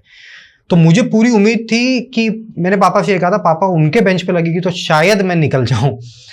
तो लगी, मेरी फाइल लगी थी और मैं लाइव देख रहा था कॉन्फ्रेंस रूम में online with permission deputy jailer का कि मैं देख सकता हूं। तो उन्होंने कहा ठीक है, क्योंकि मैं गलत चीज़ कुछ देख नहीं रहा, और गलत चीज़ आप देख भी नहीं सकते क्योंकि बाकी से वेबसाइट्स ब्लॉक्ड होती है जेल में। तो मैं देख रहा था, 12:30 बज गए पर मेरी फाइल पिकअप नहीं हुई थी, और फिर उसके बाद लंच ब्रेक हो गया था। तो 1:30 बजे के करीब जब वापस से मैंने चेक किया तो फ्रेश फाइल्स देखना शुरू हुआ। इसका ये मतलब है कि जो पुरानी फाइल्स थी उसके ऊपर कोई जजमेंट नहीं हुआ, कोई सुनवाई नहीं। तो मेरी वो जो एक आखिरी उम्मीद थी वो खत्म हो गई थी। तब फिर मैं एकदम निराश हो गया था। तो 3:30 बजे की बात थी, 3:30-4 बजे की बात थी। मैं राइटरी जब करता था तो मैंने अपने डिप्टी जेलर साहब को कहा, मैंने सर मैं एक बार बैरिक होके आता हूँ। क्या ठीक है। तो मैं बैरिक गया, थोड़ा मुंह हाथ धोया, मूड खराब था, थोड़ी देर बैठा था, सोच रहा था चीज़ों को। फिर आया तो मेरा एक्चुअल काम ये था ना कि मैं जो रिहाई होती थी मैं वो पर्चे पूरे प्रॉपर बना के बाहर से उत्तर प्रदेश पुलिस के कांस्टेबल आते थे उनको मैं देता था। तो वो कांस्टेबल ऐसे थे जो रेगुलर थोड़े टच में थे मेरे पापा से, कि जैसे कभी अगर कोई वैसी खबर होती तो वो मेरे पापा को दे देते थे या मेरे पापा उनको दे देते थे, मेरे तक कन्वे हो जाती थी। तो वो आए, और वो जैसे ही आए उस दिन शाम को एक थम्स अप का इंप्रेशन देके कि मतलब हो गया है, मतलब एक सक्सेस थी। तो थोड़ी एक अंदर एक भावना वैसी जागी कि मैं ये क्या है। तो वो आते आते उन्होंने कहा कि पंडित तुम्हारी बेल हो गई। अब सर वो खुशी मैं बयान नहीं कर सकता हूँ आपको, लेकिन मुझे ये भी था कि यार मैं जब चेक कर रहा था तब तो ये शो हो रहा था कि मेरी फाइल देखी ही नहीं गई है, फ्रेश फाइल देखी जा रही थी। तो मैंने उनसे ये चीज़ कही, मैंने कहा भैया ऐसा मजाक ना क्या करो, 3 साल से जेल काट रहा हूँ, परेशान हो चुका हूँ। तो बोले यार हम क्यों मजाक करेंगे तुम्हारे साथ। मैंने कहा भैया किसने कहा। कहते तुम्हारे पिताजी ने फ़ोन किया था। तो मैं एकदम 100% श्योर। और सर वो खुशी ऐसी थी कि मैं भूल गया था उस पीरियड में कि मैं जेल में हूँ और मेरे सामने डिप्टी जेलर बैठे और मेरे को रिहाई की पर्ची बना के देनी है। और with in a period of 5 minutes वो न्यूज़ पूरे जेल में फैल गई कि पंडित की बेल हो गई है 304B में, क्योंकि 304B बहुत हार्डकोर धारा है, उसमें किसी की बेल होना बहुत बड़ी बात थी, इसमें प्रिज्यूम कर लिया जाता है। हाँ, तो लोग बाकी के जो 304B के एक्यूज थे वो लोग भी आपकी बेल ऑर्डर आपसे मांगते हैं कि भैया दिखाओ क्या पॉइंट्स के ऊपर हुआ था। ये एक्सरसाइज मैं भी करता था, मैंने भी की थी। किसी की 304B की बेल होती तो मैं भी वो एक्सरसाइज करता था, बेल ऑर्डर निकाल के देखता था किस पॉइंट के ऊपर हुआ है। वही सारी मैंने अपनी होमवर्क करी और वही मैंने कन्वे किया था अपने घर वालों को, अपने वकील को। और ये जो बेल हुई थी फिर मेरी, तो सब खुश थे, क्योंकि मुझे मेरे बैरिक में जो सजा आपती थे, जो कैदी थे, वो लोग कहते थे कि यार पंडित हम 4 महीना और काट लेंगे लेकिन तुम्हारी बेल हो जाए क्योंकि तुम नाजायज काट रहे हो। फिर भैया वही खुशी का वक्त था। 8 बजे के करीब मैं बैरिक गया हूँ। और ये कही जाती है जेल में, जब तक बेल ना हो तब तक आपको जेल की रोटी आप खा लेते हो, जब आपको पता चल जाए आपकी बेल हो गई ना तो आपसे कुछ खाया नहीं जाता। तो थोड़ा मतलब समझ लीजिए अब, क्योंकि हम लगभग लास्ट के पार्ट में चल रहे तो मैं वही यूपी वाले टोन में कहूँगा। तो हमारी भी कुछ इच्छाएं ऐसी थी, हमारे साथ भी वही चीज़ बीत रही थी।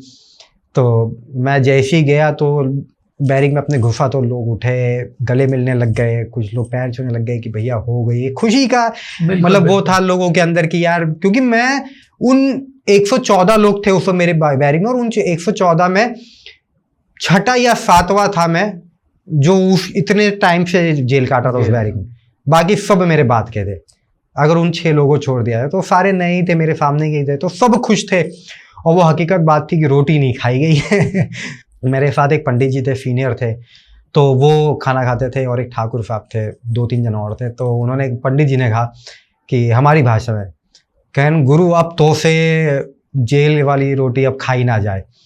तो फिर मैंने कहा, हम कहे कि अब बस निकले के भाई यहाँ से और माता जी के हाथ से खाएगा, मतलब कि अब यहाँ से निकलना, माँ के हाथ का खाना है, बहुत हो गई जेल की रोटी। लेकिन भैया वो इंतज़ार भी मेरा बहुत लंबा था, बेल होने से रिहाई तक की।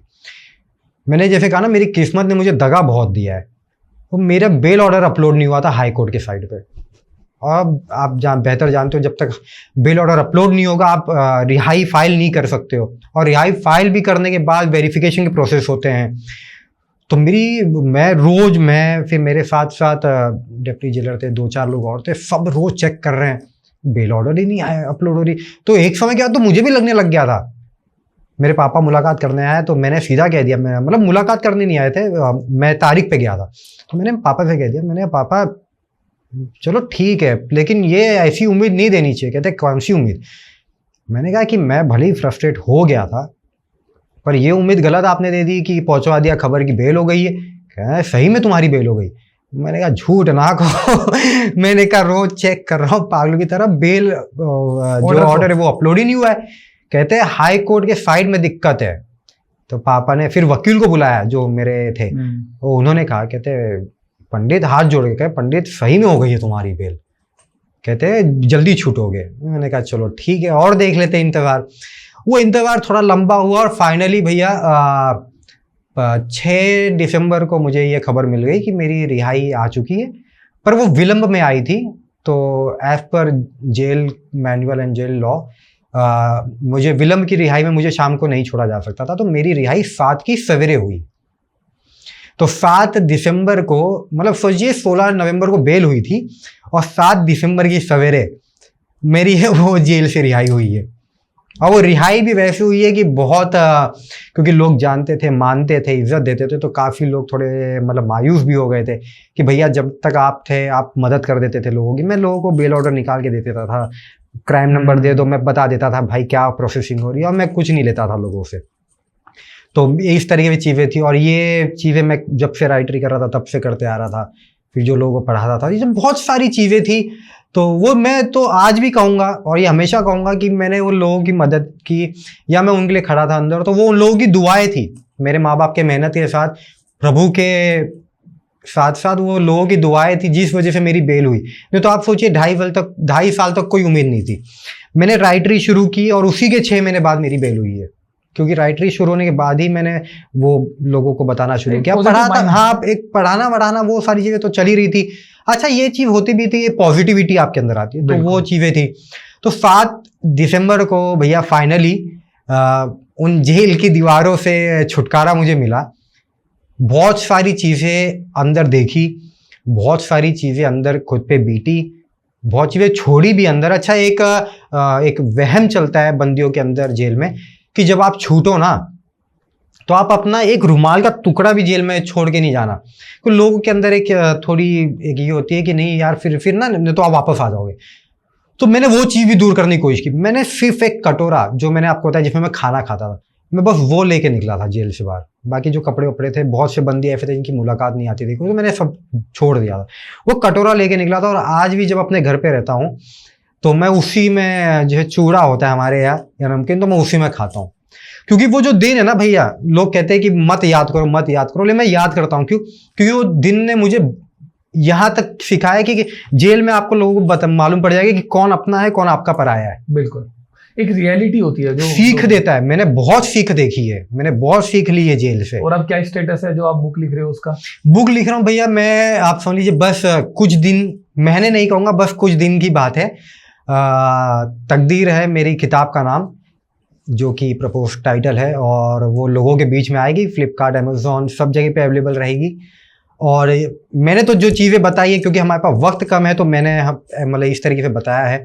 बाकी वो किताब में आपको एवरी सिंगल डिटेल्स वो मेंशन आपको मिलेगा, सब कुछ आपको मिलेगा। एक सीख मिलेगी, एक इंस्पिरेशन मिलेगा कि एक लड़का जो यूपी से भी ज़्यादा आना जाना नहीं होता था, क्योंकि मैंने जैसे बताया मैं अब्रॉड में ही ज़्यादा रहता था, अब्रॉड ही रहता था ज़्यादातर, मेरी कंटिन्यू फ्लाइंग होती थी, एक्सटेंसिव फ्लाइंग होती थी। वो बंदे को आप अचानक में आप 4 दीवारों के बीच में भेज दे रहे हो। और काफी लोगों का ये भी जानना कि नहीं इसने गलत नहीं किया है, हाँ, बट सिस्टम इस तरीके से बना हुआ है, हाँ, कि वो फिर, और मैंने एक कमिटमेंट मैं अंदर लोगों को दे के आया था कि जो बीती है मेरे पे, ये मैं कोशिश पूरी करूंगा कि मैं इसके लिए जहां तक लड़ सकूं, और वो मेरी लड़ाई आज तक जारी है। और वो मालिक ने चाहा जितनी लंबी उम्र दे, मैं आगे तक वो लड़ाई जारी रखूंगा। मैं अपने एंड से हर एक चीज़ करते रहूंगा। मैं लोगों तक आपके माध्यम से, मैं आपका भी सर बहुत धन्यवाद करता हूं कि आपने ये मौका दिया मुझे कि मैं लोगों तक बता सकूं कि मैं बेगुनाह नहीं था, मैं बेगुनाह नहीं हूं, मेरे जैसे और भी लोग हैं जो आज भी काट रहे हैं। बिल्कुल। देखिए, इस वीडियो को बनाने का मोटिव हमारा ये नहीं है कि हम किसी की इमेज सुधारें, सच्चाई जो है वो सबके सामने है। बट द थिंग इज, ऐसे कानून होने के बाद भी कन्विक्शन रेट 30% है, और कुछ स्टेट तो ऐसे जहां पे 10% है, कि बस 10 लोग इसमें कन्विक्ट हो पाते हैं, 10 अगर 100 लोग के केस में इम्प्लीकेट किए जाते हैं। तो क्यों, रीजन क्या है इसके पीछे? इसके पीछे रीजन ये है कि लोगों को ना चाहते हुए भी, जब पता होता है कि इसने नहीं किया है, तब भी उसे फेक केस में इम्प्लीकेट करते हैं। एविडेंसेस हमेशा एक न्यूट्रल इन्वेस्टिगेशन होनी चाहिए, बट इनके केस में अगर आपने देखा हो, सुसाइड नोट था, उसको दरकरार किया गया। उसके अलावा जो विटनेस जो इनके फेवर में जो रियलिटी बता रहे हैं, उनको इग्नोर किया गया। ऐसे इंसिडेंट्स को हम कैसे बचा सकते हैं? अपने स्पाउस से आपके कैसा रिलेशन है, आप कैसे उनके साथ रह रहे हैं? अगर हो सकता है, देखिए, हम फिजिकल एब्यूज तो देख सकते हैं, लेकिन वो मेंटली कैसे परेशान है, जरूरी नहीं है वो हमारी वजह से हो। इनको इम्प्लीकेट कर दिया इस केस में, बस जरूरी नहीं है वो इनकी वजह से परेशान हो, किसी और वजह से भी हो सकते हैं। तो सोसाइटी का एक काफी अहम रोल होता है इस बीच में। मैं आपके साथ 2 केसेस शेयर करूंगा, 2-2 मिनट लूंगा, कि जिसमें साफ पता लगता है कि किसी की कोई गलती नहीं थी, बट उसको फिर भी फंसाया गया। एक हमारा केस था जिसमें एक लेडी को शादी के 1 साल बाद वो पोछा लगा रही थी, और इन्वर्टर के करंट से उनकी डेथ हो जाती है। बट जो लड़की के घर वाले थे, उन्होंने फिर फोर्स करा कि नहीं, ये इन्वर्टर, साफ दिखता था वो कि जो लाइव करंट था, उसकी फोटो थी कि वहां पे एक तार था जो इसमें दिख रहा था कि यहाँ से करंट हो सकता है।